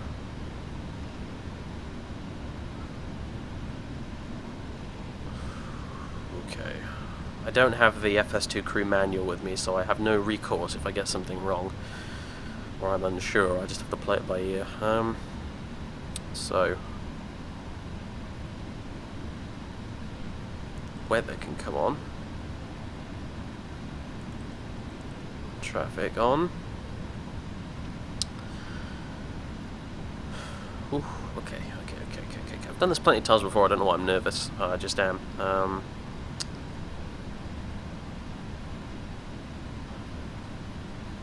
Takeoff procedure? No, there's no such thing. Okay, just want to take off. Okay. Ooh, okay.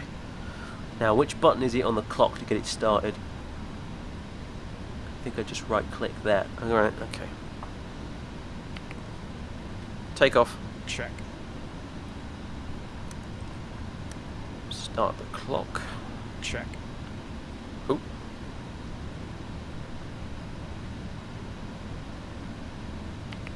Oh no, what have I done? No, oh god, it's so fucked. Right, take off, there we go. Oh, Jesus Christ, man, don't pick up on stop and just cancel the whole damn thing, you lunatic. Oh, I hope this hasn't just completely broken it now. Yeah, it's definitely England, isn't it? The greyish yonder, as opposed to the wild blue. Take off. Check.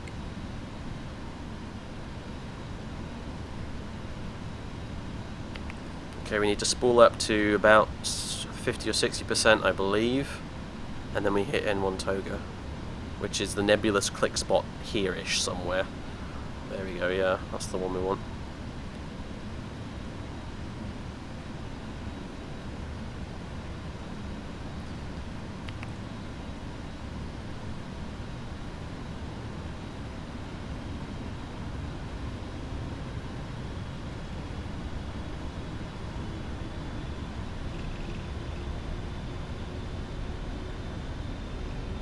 Stabilize and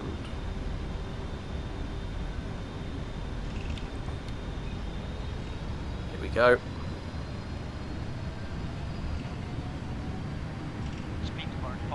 Thrust set. Checked. 8 knots. Checked.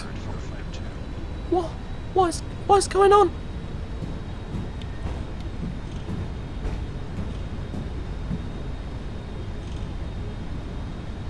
Okay, throttle just died, don't know why. Forget it. Go manual. V1. Rotate.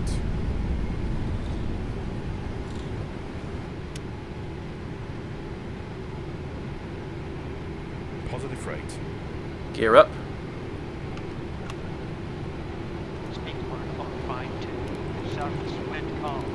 400 feet.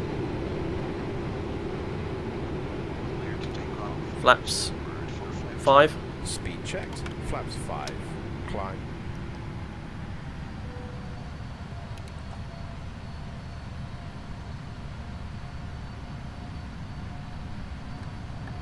Speed 1,000 feet to level off. Contact Heathrow approach 125.62.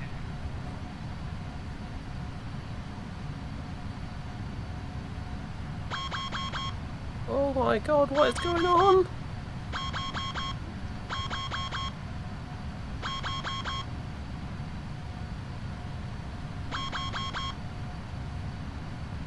Seriously, what is going on? Why is the plane broken?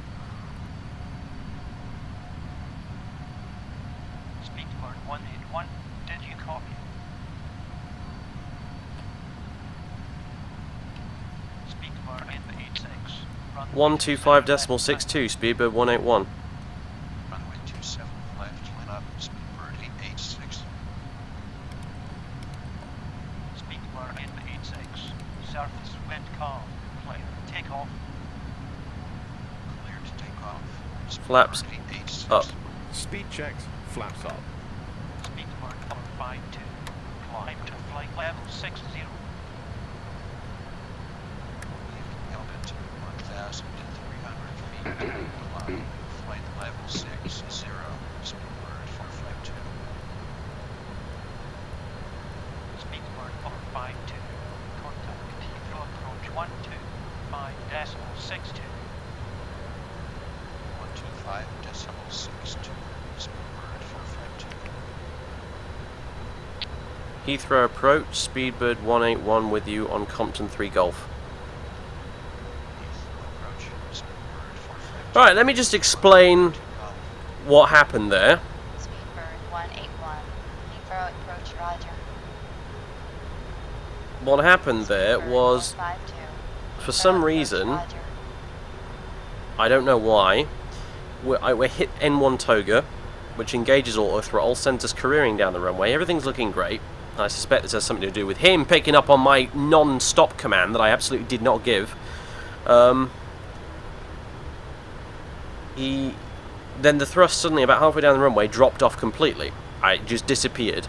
We started slowing down, and I don't know why. Fuel low center. I hope that's normal. Speedbird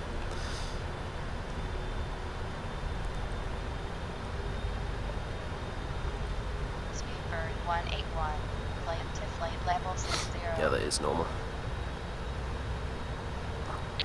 Climb to flight level 60, Speedbird 181.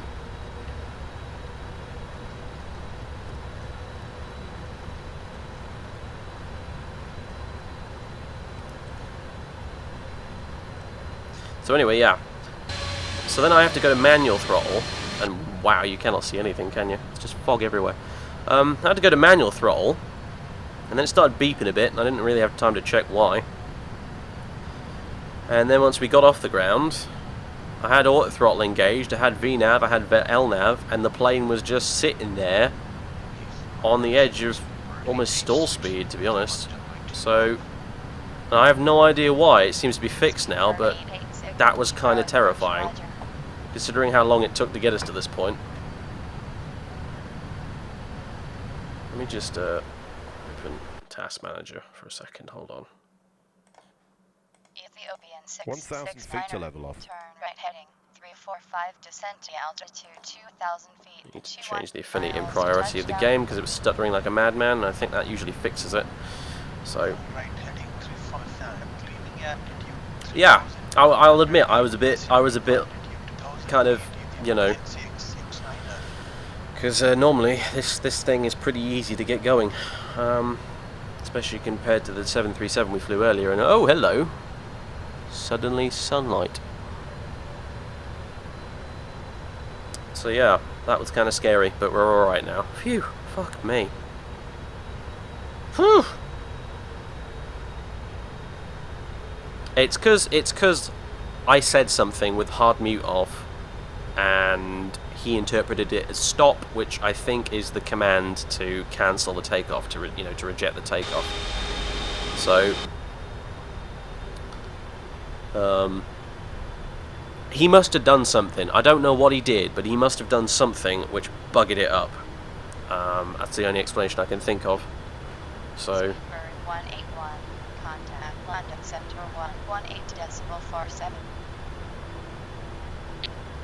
118.47, Speedbird 181.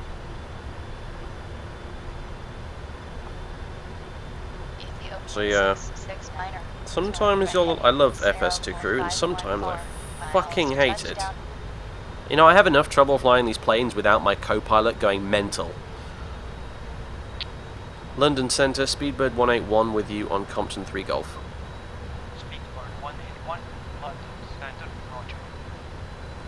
Speaking of this idiot on my right, after takeoff checklist.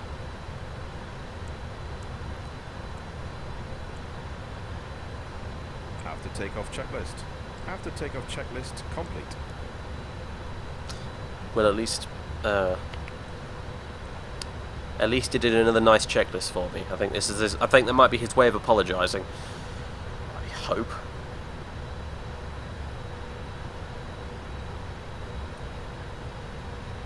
And that's it. There's no more checklists until the descent. So this motherfucker on my right can shut up. Services are no longer required and will not be for at least another 6 hours.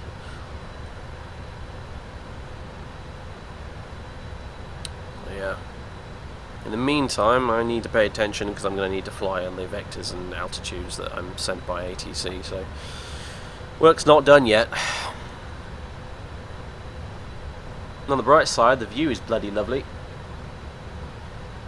We're a bit late in going compared to what I kind of originally planned, but hey. You know, you just said you may now twiddle your thumbs, and I literally am twiddling my thumbs. Climb to flight level 160, Speedbird 181. Up we go.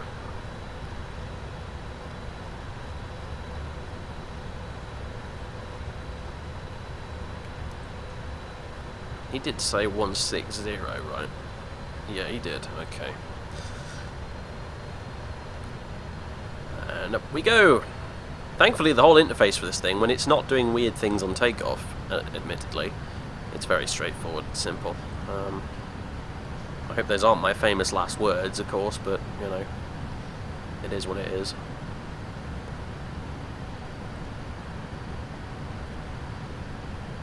This thing's actually really, really gorgeous to hand fly, and I kind of wish I was right now, but, you know, we've got enough margin for error here without me taking the controls and you know, messing everything up, so...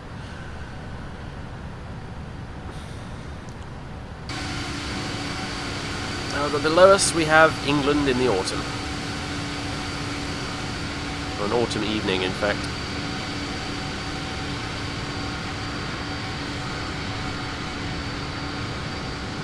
You know what? I'm going to turn that off and take some screenshots because I can.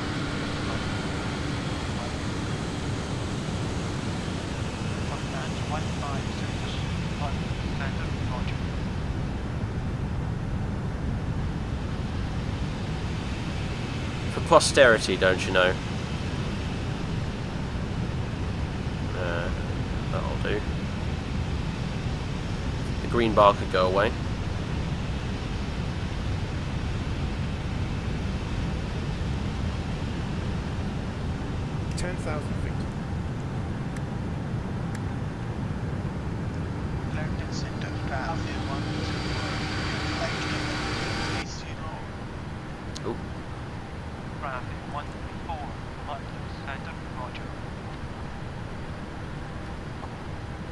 Standard set. Set standard. Set standard. Barrow ref standard set. Oh, fuck it. I don't care anymore. That fuel low center thing bugs me, but it should be low in the center because we've got, if we go to the fuel page, we have got 31.3 tons of fuel in the left wing and the right wing tank, which makes for a total of 62 tons, which is what I set originally, so that's fine. I might even actually cancel the ICAS thing, if I can remember how you do that. Maybe I'll just say it to him. Cancel the ICAS. Job done. No more annoying yellow message.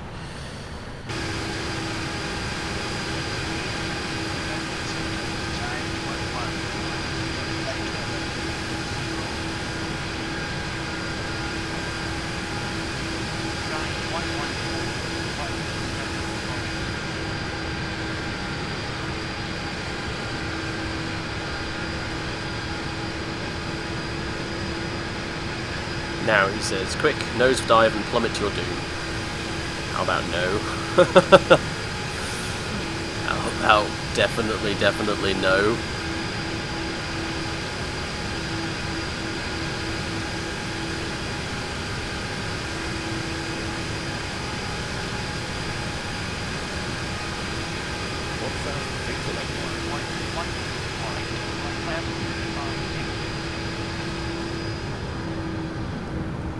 I love how the sound changes when you're over the wing. Gigantic fucking wing as well, I mean, look at it. Huge! Oops, I'm not in the aeroplane.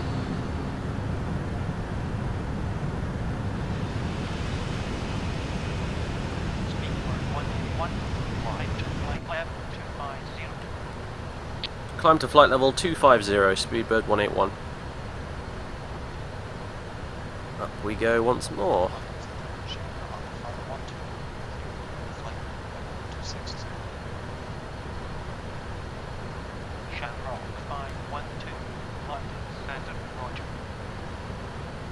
God, we're climbing fast. Look at that, 320 knots. That's crazy. Not wasting any time, are we, on this climb out? Jesus.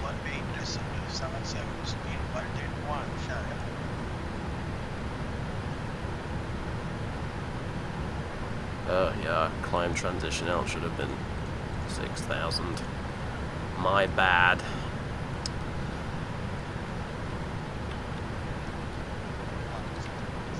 Climb to flight level 250, Speedbird 181. Apparently he didn't hear me the first time, he must be deaf. And there's the green banana we talked about earlier in the 737. It's fluctuating a bit, but... It's crazy, I mean look, those red bits there indicate if we go over that, we're overspeeding. And we're not even close to, well actually we are getting pretty close to full throttle, but if we did go to full throttle at 100%, this thing, those engines are so powerful, if you put them to full throttle, this thing will just overspeed and destroy itself. In just a few moments, it's kind of crazy, really. We begin our in-flight entertainment. Today we have one movie which it's will a plane be that's by a snack. And then been deliberately given enough power to actually kill itself if it puts it on full power. For the people sitting in window seats, we request that you close your window shade. This assists all passengers. Well, why not nosedive? Well, it's just... much better. Also, as we dim the lights for the movie portion, hold on a second. use caution when getting up and using the restroom or walking the aisle. 118.77, Speedbird 181. Sitting in an aisle seat, keep all items clear of the aisle for other people and also for our flight attendants. Oops, Thank you. Daisy.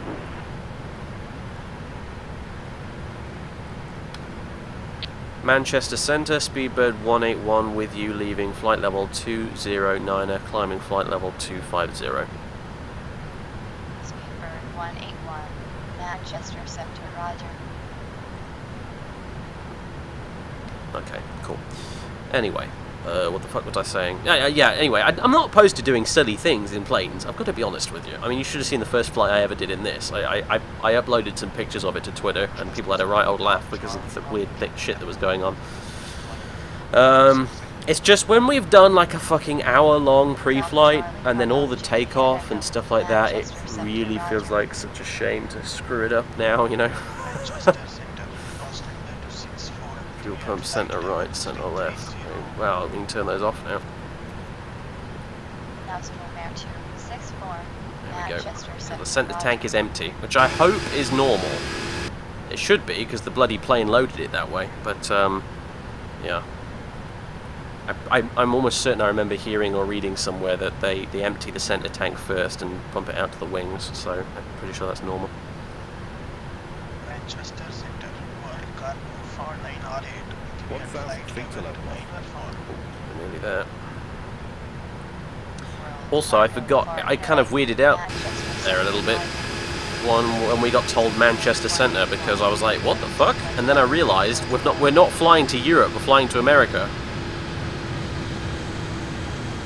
I've flown into Europe so many times that flying, you know, southeast has become so normal to me that being told I'm crossing over into Manchester Centre from Heathrow kind of sort of, well, you know, I almost panicked there for a second. 181, Climb to flight level 340, Speedbird 181. Didn't hear me again. Climb to flight level 340, Speedbird 181. There we go. Echo, Charlie, Bravo, Juliet, Echo, Manchester Centre, roger. Echo, Charlie, There it is. Bravo, Juliet, Echo, Manchester Centre, roger. Manchester Centre, Virgin 177 with me at flight level 34. 177, Manchester Centre, roger.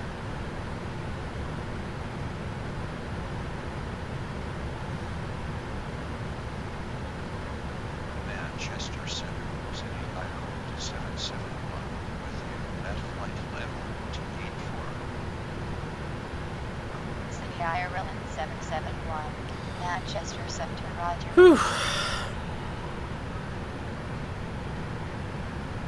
Ugh. Nearly there. One more step climb and we'll be at cruise.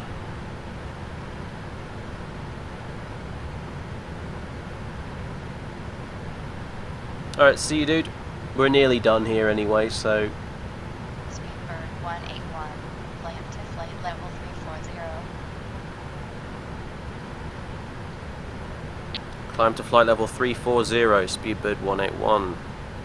Manchester We are already climbing to 340 ATC. I heard it the first time, alright? Just chill chill out, Jesus. We should put some lights on. Bravo, Juliet Echo, contact London Center 118.47.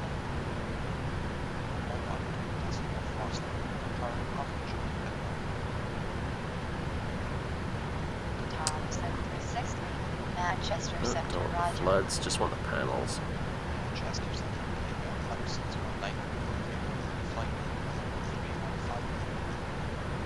KLM 618, Manchester Center, Roger.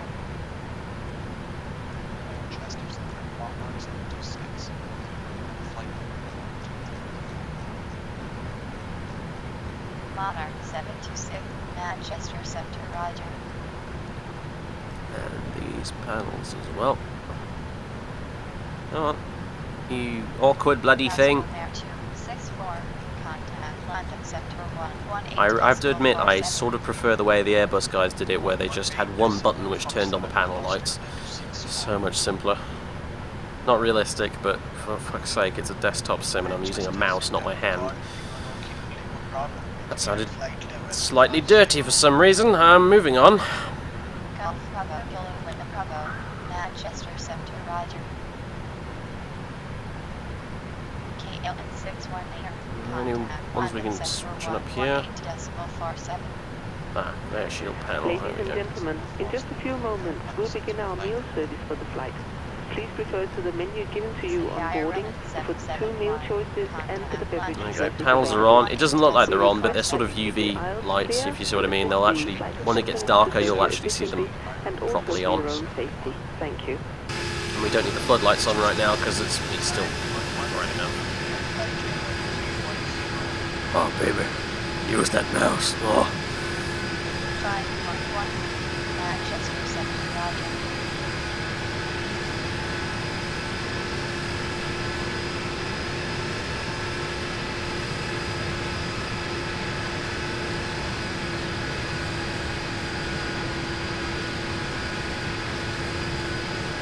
Very pretty aeroplane.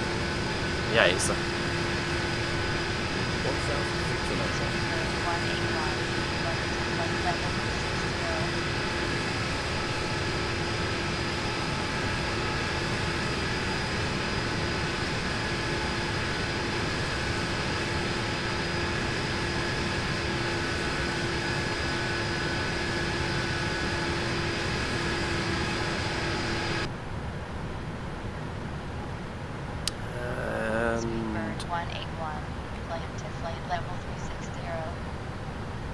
Climb to flight level 360, Speedbird 181. Again with it. Climb to flight level 360, Speedbird 181. There we go. And that's the final climb. Once we've done this, we'll be in the cruise. Manchester Center, Roger.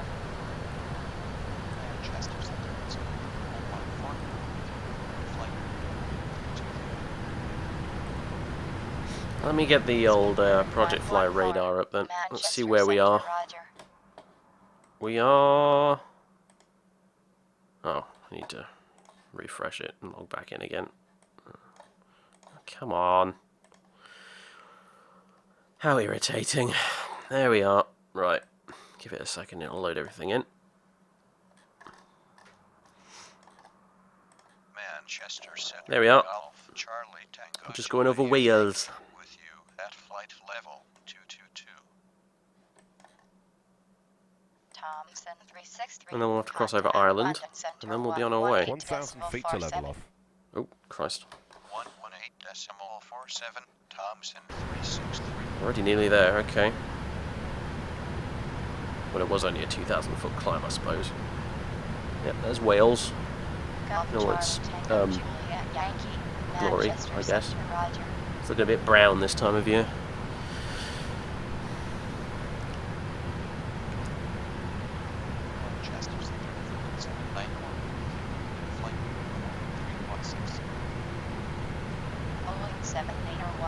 Manchester Center, Roger. Yep, and then we'll hit the Atlantic, exactly, and it will be nothing but blue above and below, like you say. That's the point where it gets a little, well, you know, if it hasn't become boring for you already, and I appreciate why it might have, at that point it really does get boring, even for me. And that's the point where I think we'll end the stream. Not a bad view though. I do like the view you can get from this cockpit. All you have to do is lean over and you get a fantastic view down there. Some of the other planes is kind of claustrophobic, you can't see much. 737's a bit like that. This is gorgeous.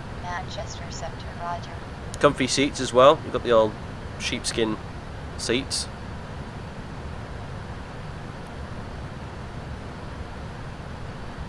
I'd love one of these. I tell you what, if I'm you know, me talking about replacing my office chair earlier. I fucking try and get my hands on one of these. Get this carted into my room. That'd be fucking awesome.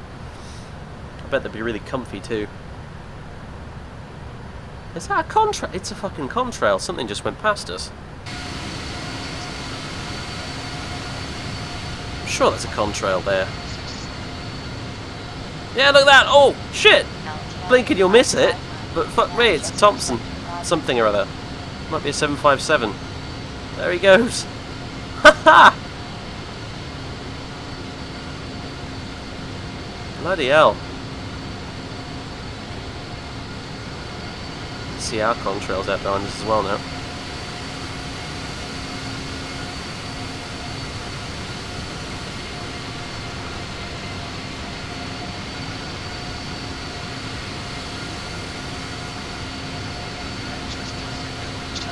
That's worth a screenshot right there.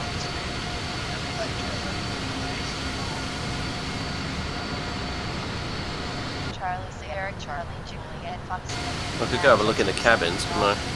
Actually, now I think about it. See if any of the lights have come on. No, it's still kind of dark in here. Some of the slides are down. Oh, I really wish you could get a bit closer up to the things. That's another thing about X-Plane. In X-Plane, you can actually walk around inside the planes properly. Which is it's a small minor thing, but I like it. It's cool. Oh, look at that wing, it's huge when you see it from inside here. Fucking magnificently big. That's what she said. Yeah,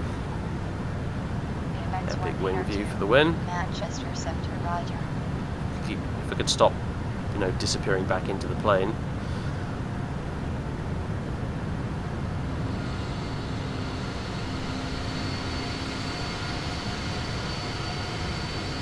No further instructions that I've missed. Good.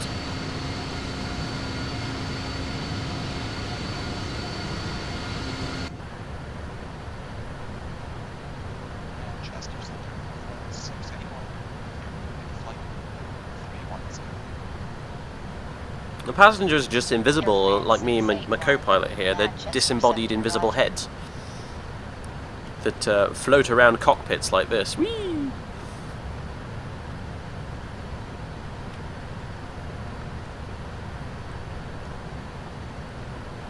Is it weird that I'm really bothered by the fact that I can't put this armrest down? It sort of annoys me that one of the armrests is down and the other one isn't. I don't know, that's probably very stupid, but it is what it is.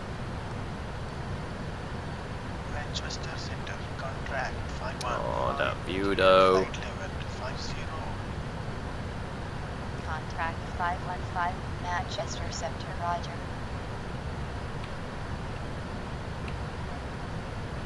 Oops, disappearing back through the scenery there.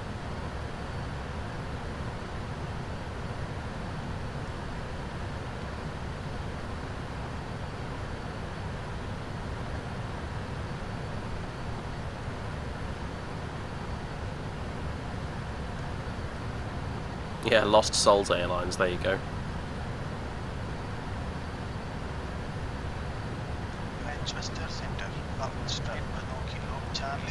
Goodbye, Wales.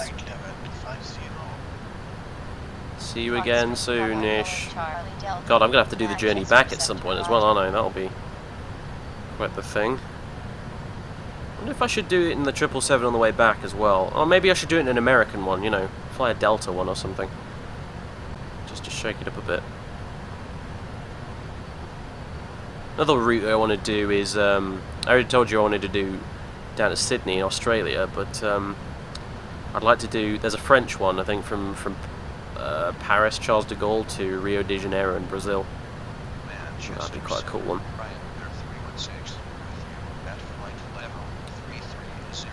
Oh, we're turning now. Let me just... Dude, like if I put the range all the way up to 640, it doesn't even cover even the smallest bit of our route. That's insane. But I love it. I've never done a trip this long before. I'm you know, it's like going on holiday. It's not the only thing I can compare it to, really. I think, and I'll be honest with you guys, that's kind of why I enjoy these flight sim stuff. Like people ask me, what do you get out of it? And I guess it's kind of like going on holiday all the time on your PC. Manchester 7, 727 with you at flight level 220. I don't think my weather radar's working now, which makes me sad. What about the terrain? Does that work? I think I can, you know, I think I can set it so that, where are you? Auto cruise. Pause at top of descent, yes please, just in case I sleep in. Oh yeah, and this is the auto time compression thing I mentioned.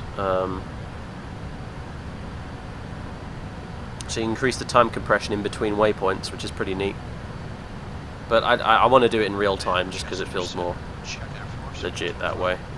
So I'll put that on anyway, just as an insurance policy. Check Air Force 025, Manchester Center, Roger. It doesn't need encouragement, dude. This plane will conspire against me all by itself. Anyway. And what was I looking for? Something to do with the terrain, yeah. Turn to menu, PMDG setup, options, simulation. Manchester 7, November for 51 Charlie Sierra with you at flight level 380. November for 51 Charlie Sierra, Manchester Center, Roger. Manual override.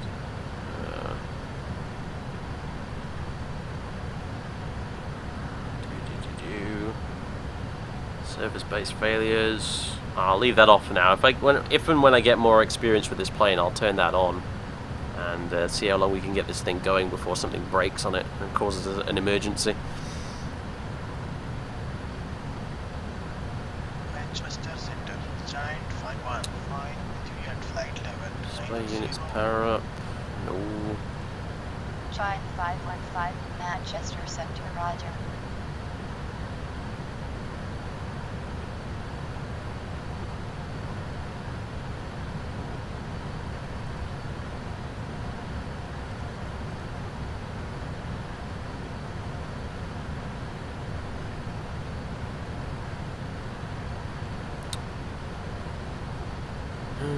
Splashes in daylight. What does that even mean? Splashes in daylight. Floods in daylight. Oh, it must be a lights thing. ICP. Controlling P3D.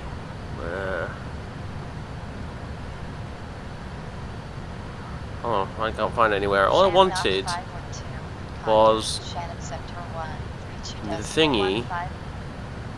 Is it in colours, maybe?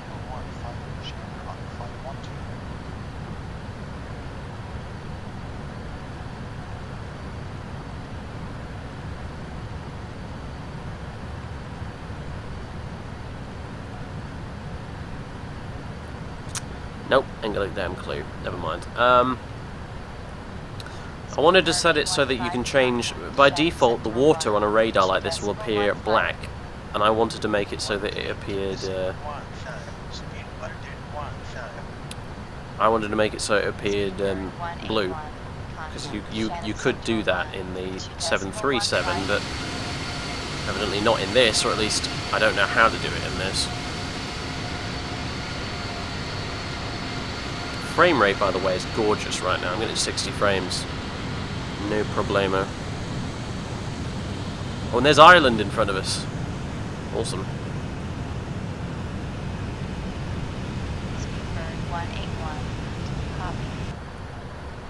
god. 132.15, Speedbird 181. Shannon Center, here we go. Golf Charlie Hotel 32.150. Manchester Center, Roger.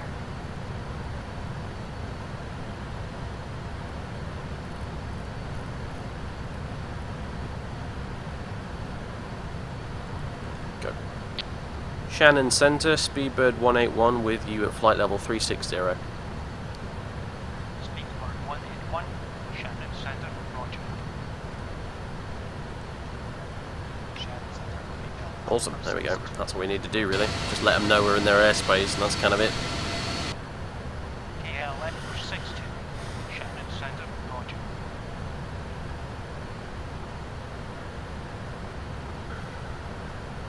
Oh, check out that fire axe. I never noticed that before. Oh. Well, if we fancy a bit of casual passenger murder, that's our weapon of choice right there. And a fire extinguisher, which is the backup weapon of choice. Shannon Center, Ryan, Air 316, with you at flight level 330. I wonder why there's no coats hung up. Did we not bring any? Shannon Center, Roger. We've got coat hangers after all, look. We've got a little notice board as well, it's crazy. It really is like an office in a plane. It reminds me of... It kind of reminds me of a primary school staff room, really.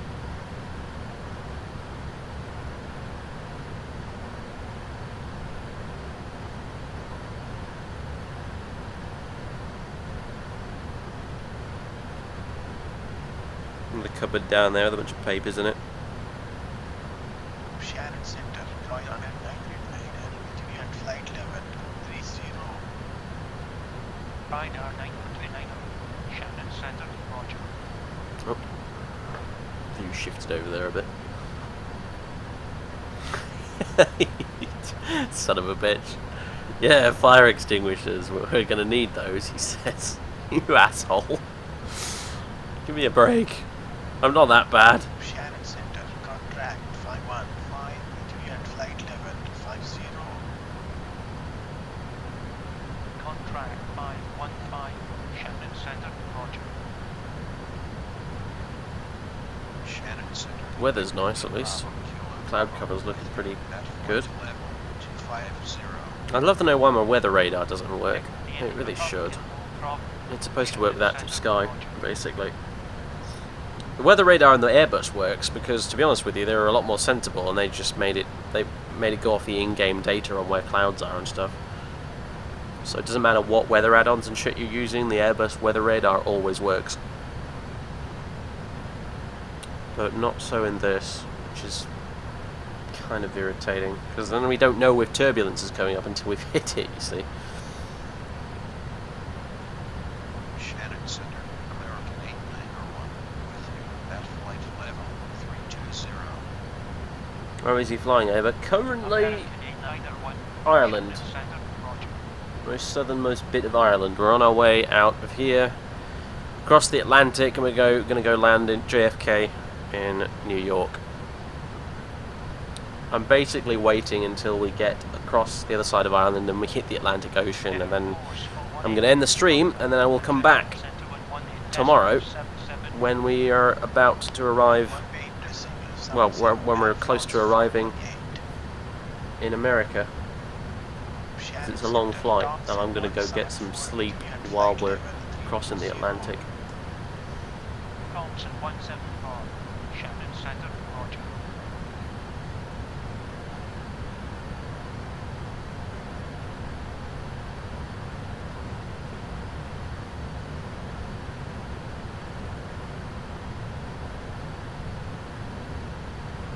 Oh, there's another plane. Shit.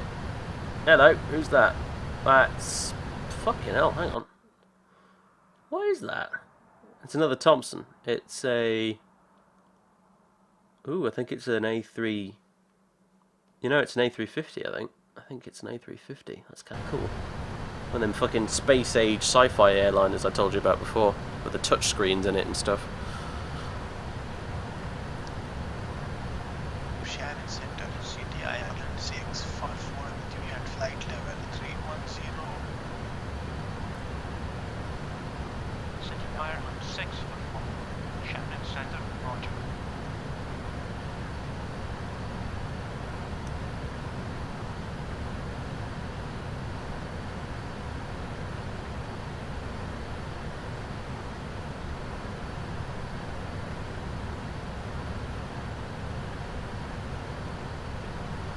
We're still going pretty fast for this cruise, you know.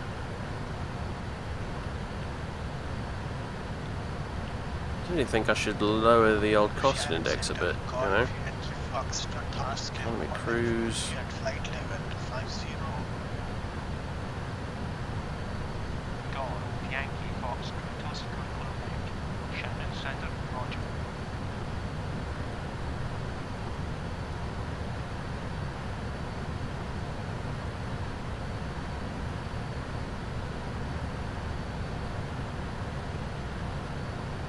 We've been flying so far for 40 minutes, apparently. That's 40 minutes since I pressed the clock button on takeoff. That leaves about 6 hours to go. Well, not quite, because that's 6 hours until we actually touch down in JFK, in theory. And that's only a rough estimate, because I don't know what cruise settings the real-life aeroplanes are using. We're just using the ones that the game has given us, which I'm looking at right now, and I kind of feel like they're a bit high, but unit ref, thrust limb, approach. Don't need to worry about this for now, but could always punch that in. Shannon Center, calling 37 with you at flight level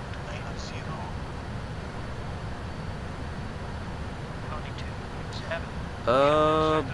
You know, I don't know if I ever bothered to. I never loaded the wind data. Oops. I hope that's not a problem. Shit. Better load it in now. Yeah, no, I don't think it'll be a big deal. Like I said, worst case scenario, we've got an extra 10 tons of fuel on top of what we actually needed, so. Wind data uplink ready. Wind data load. Execute. Okay. Descent forecast uplink ready. Guardian 417, Shannon Center, roger. Route. Bloody hell, do you get to descent forecast?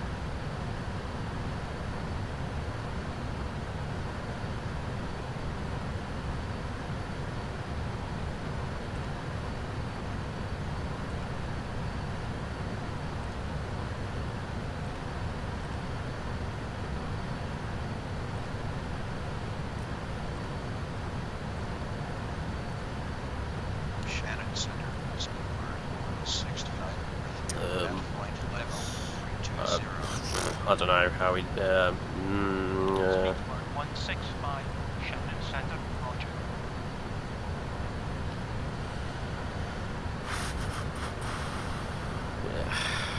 Yeah. Whatever. I'll leave it alone.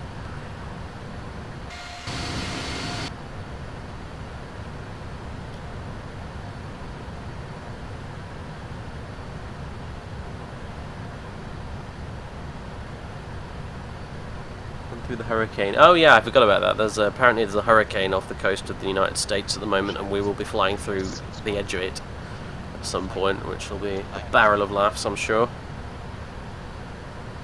It's probably a good thing we did upload the wind data, I suppose, actually. Oh my god, what is going on? Track IR. I'll just pause track IR. Don't need it right now. I never realised Ireland was this fucking big. Jesus Christ. I thought we'd be across this in no time. What in the... Let me check the radar thing. My god, we're only like barely halfway across the fucking place. Jesus. Shannon Center, right France 597 with you at flight level 283. Air France. While we're here, I'm going to look up...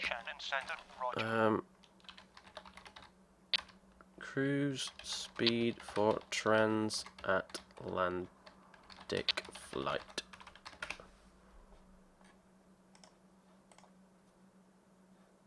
Oh, you know what? If we go on flight aware, I might be able to find that on the the what do you call it tables. Flight aware.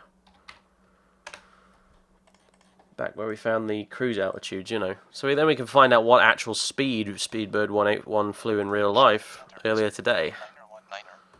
So EGLL 2 KJFK. Speedbird 919er, Shannon Center, Roger. And where are you then, Speedbird 181? There you are. Oh, I know. It would go back, and this one.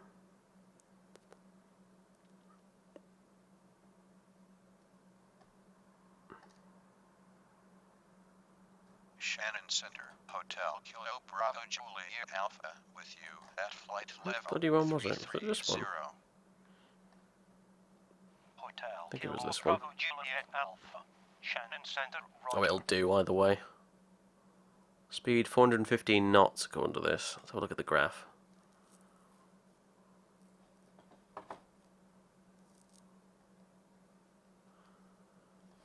Oh, that's ground speed. That's slightly different. So its cruise speed was quite insane. It was up there at around.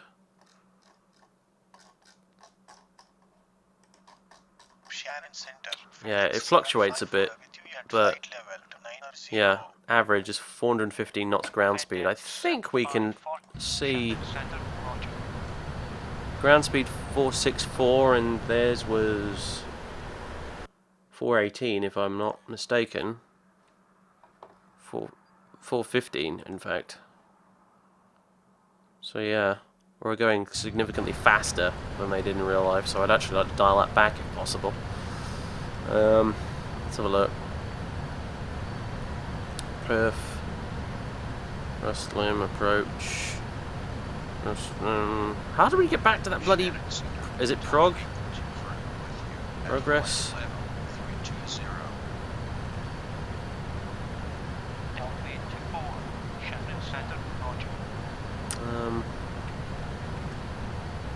Econ speed.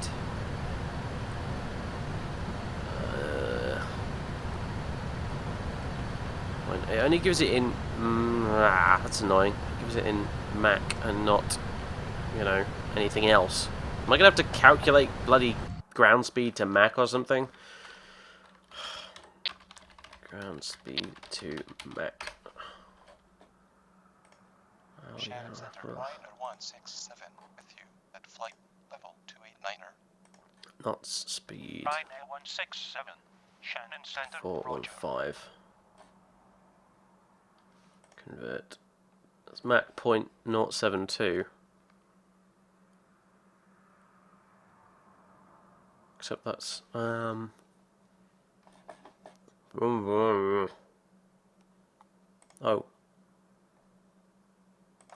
30,000 feet, convert. 0.7. Right, okay, well, let's go 0.7. Or so potentially 0.7. I don't seem to be able to change it, which is annoying. Init ref, rust limb, index, perf. Oh. 127.5 Speedbird 181.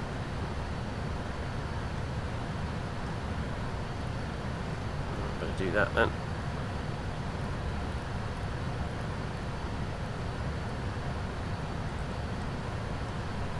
Shannon Center, Speedbird 181 with you at flight level 360.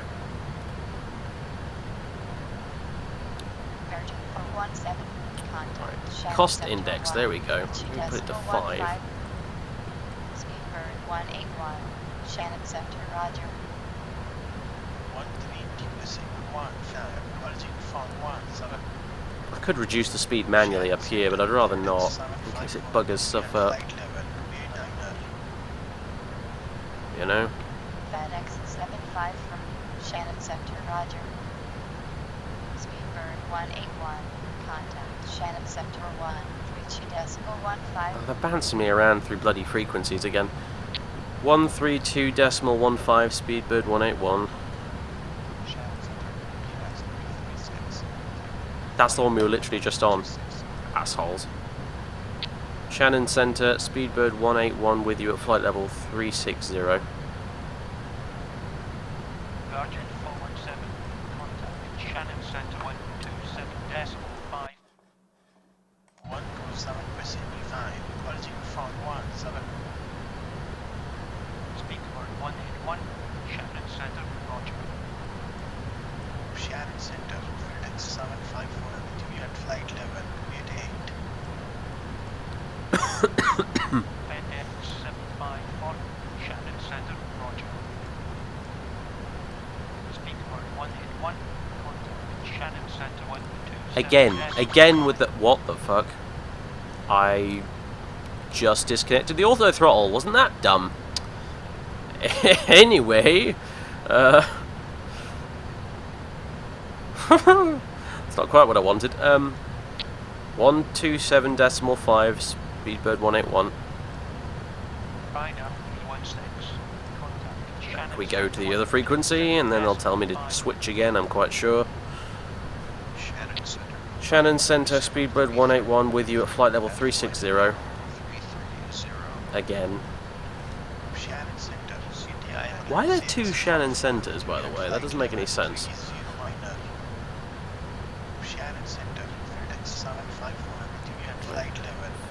Change or... Ah, here we go, here we go, here we go. Dial back our speed a bit. Ryan Air 733, Shannon Center, roger. Speedbird 181, Shannon Center, roger. City Ireland 64 from Shannon Center, roger. The only thing is, this makes me nervous because you know, I don't want to lower my... I don't want to somehow destroy everything and bugger it all up just by doing this. But at the same time, I don't want us to get there sooner than I expect us to. I mean, we already will do, probably, because of this, but hey. Our ground speed's dropping, at about 415 if possible.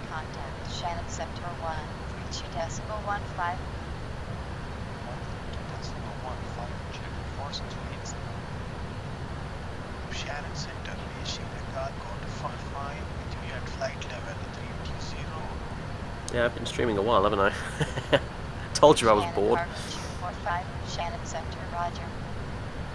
Wow, we're really... Air Force 138, contact Shannon Center 1, 32.15. This plane does not want to slow down.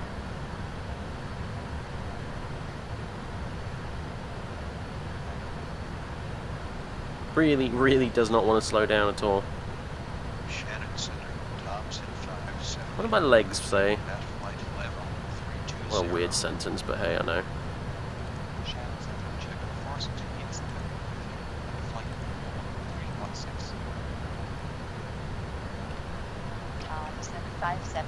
Shannon Center, roger. We're not slowing down.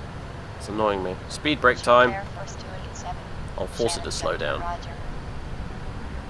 And it just speeds up in response. Weird. I think it's ignoring my inputs here, you know.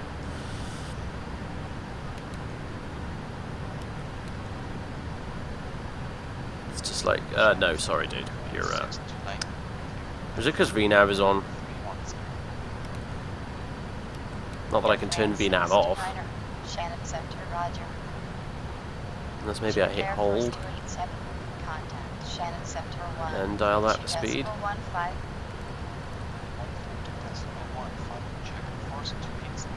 No, that's just speeding us up. Except, oh god, what? Now what? There we go.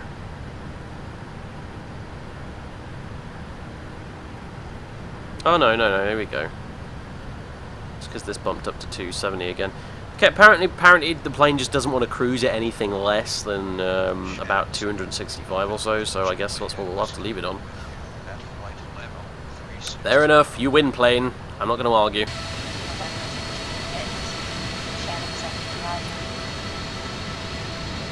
You know what, I think we might finally be getting to the other side of Ireland.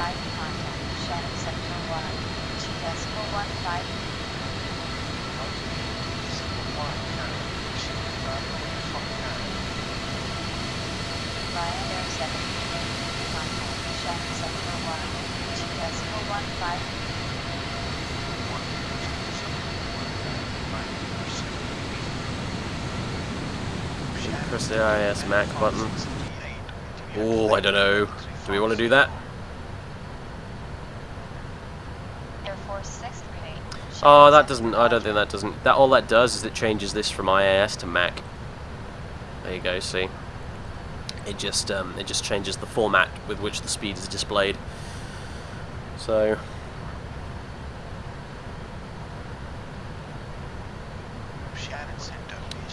Unfortunately, that's not it. Yeah, no, I don't know how to get this plane to slow down anymore.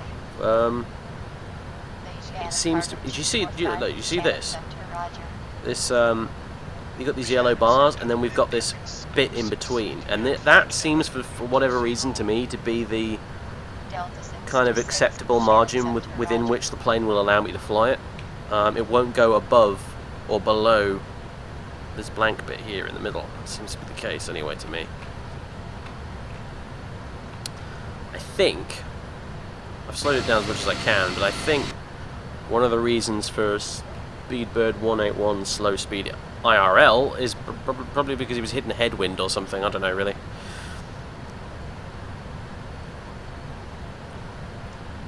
You know, either that or this plane is modelled wrong. Of course, that is a distinct possibility. I wouldn't have thought so, because PMDG are pretty fucking spot on, but I don't know.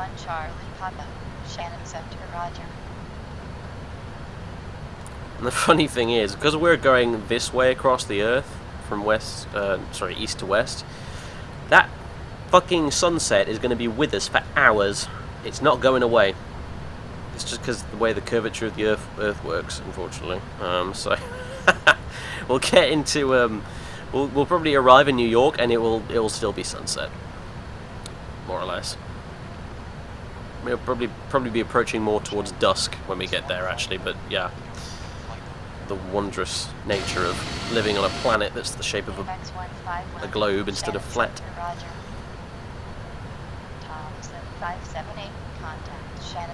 That big worm, that is an excellent point. That's probably got something to do with it.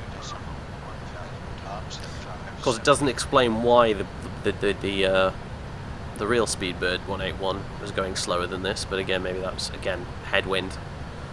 We at the minute, according to this little arrow here, see that? We actually have a bit of a crosswind, so.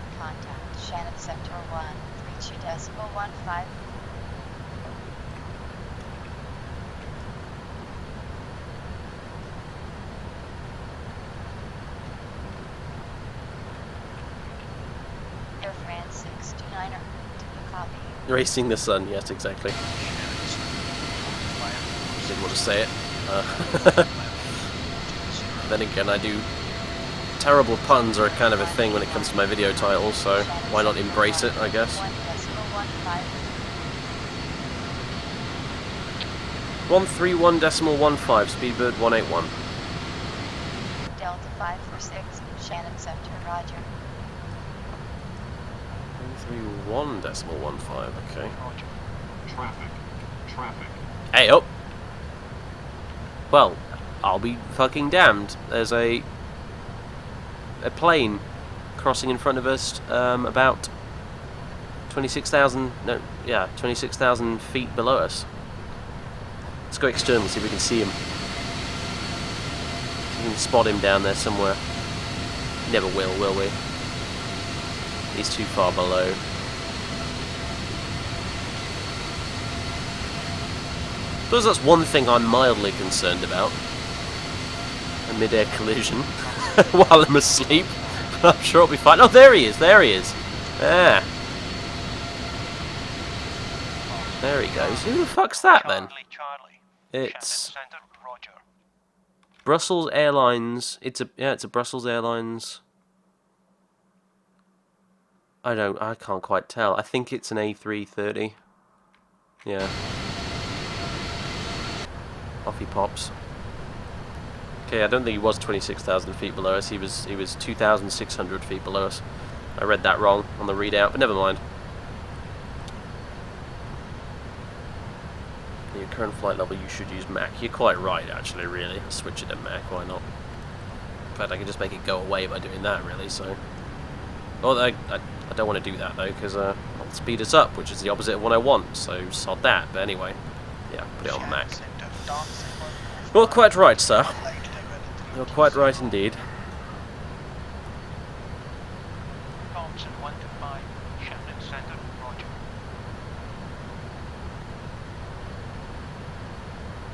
Yeah, a headwind is when the wind is blowing into you, and it's quite a big deal actually, because the winds up at these kind of altitudes are really, really strong anyway. But you know, it's a big deal in aviation. I mean, you think about during World War II, the Doolittle raid, where a bunch of B-25s took off from a carrier and bombed Tokyo. That was nearly a complete disaster on account of the fact that they hit a massive headwind, but luckily it went away, because it'll slow you down like crazy. You wouldn't think wind would bother a, 200-ton aircraft, but it does. It's Mother Nature being an absolute boss, really.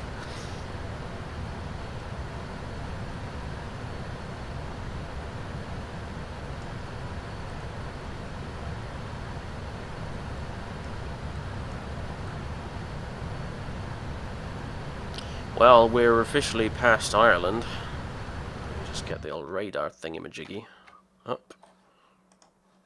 Yep, there we are.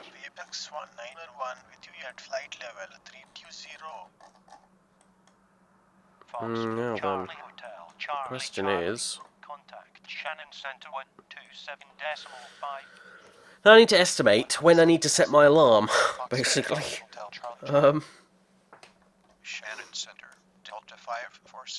If the whole trip takes about 7 hours to get all the way down to there, thereabouts, that kind of bit there. I'd say we're about, well, we can see, can't we? Hold on. If we analyze that. We've been in the air for just about an hour.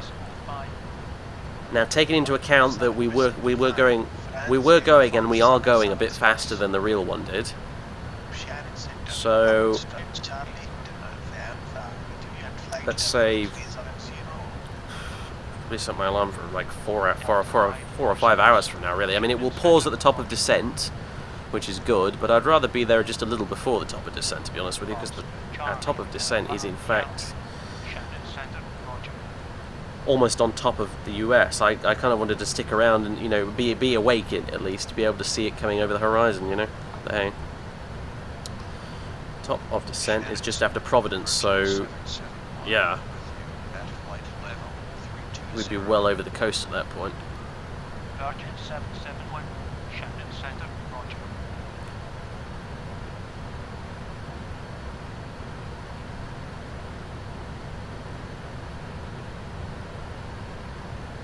Just a 5.5 to 6 hours because of the tailwind. Yeah, I think I need to set my alarm for 4 hours from now, so I'll get a whole 4 hours sleep, boys and girls. And then I'll probably land this thing and then go back to bed, frankly, but hey.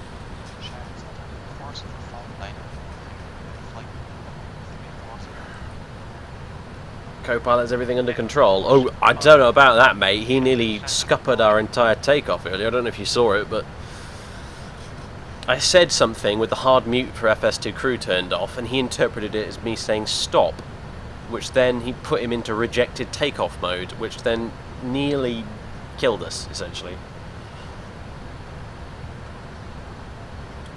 So I don't trust him as far as I can throw him, frankly.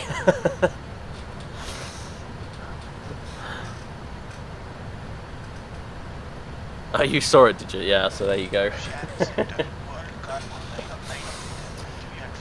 That man is not to be trusted. Cargo 9999, Shannon Center, roger.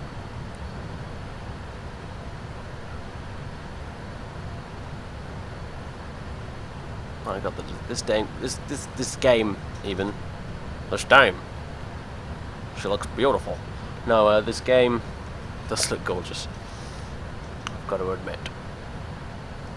It looks even better when the frame rate's running as high as it is right now. And then again, we are out in the middle of the fucking Atlantic Ocean with no scenery for miles around, so that's to be expected, I guess. Still, I'm glad I managed to get it tweaked to a decent level of performance finally.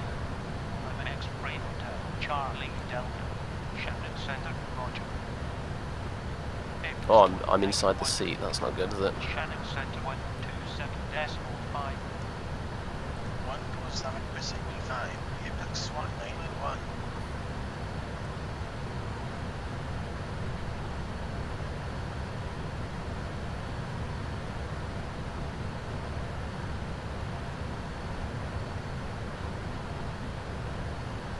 Well, boys and girls, I guess that's it.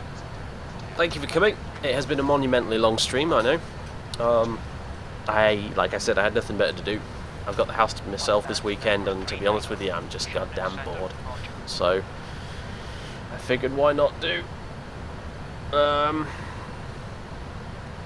why not do this, among other things. Age of Empires 2 is a giggle.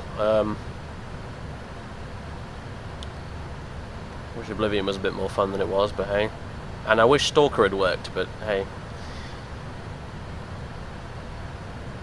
It was quite fun flying the 737 too, actually. I think I underestimated my ability to fly that thing. I actually did pretty well in the end. Yeah, there probably are rules against drinking Guinness and flying, but they can't get me up here.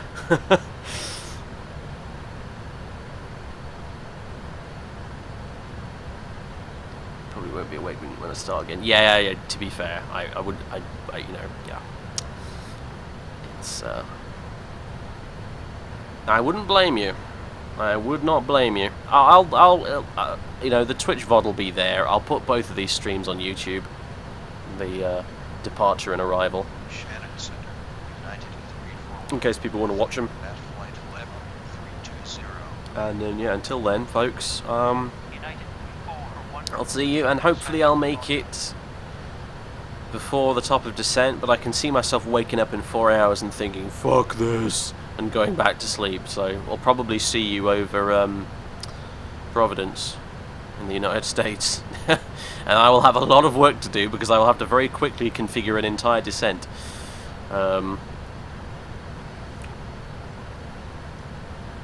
While suffering from a distinct lack of sleep, so yeah, that'll be interesting, I'm sure, because yeah, we've got to do a descent checklist. It's not like an Airbus where you go straight to approach. Yeah. I suppose I could prep for the descent checklist now, but...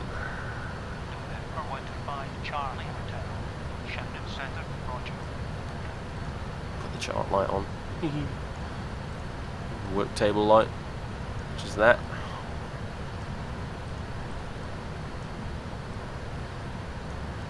Nah, fuck it, we'll be fine. It's all good. It's all good. I'll make the effort to get up. I will. In fact, I'll leave this running with the monitor on, so I can see it and see what it's doing, even when I wake up. Because this this computer monitor is pretty much directly across from my bed, so.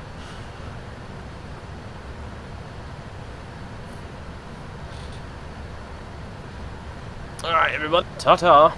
I will see you whenever. Well, not whenever. You idiot, Dave. You can tell I'm tired, I suppose. I'll see you in 4 or 5 hours. That's what I really mean.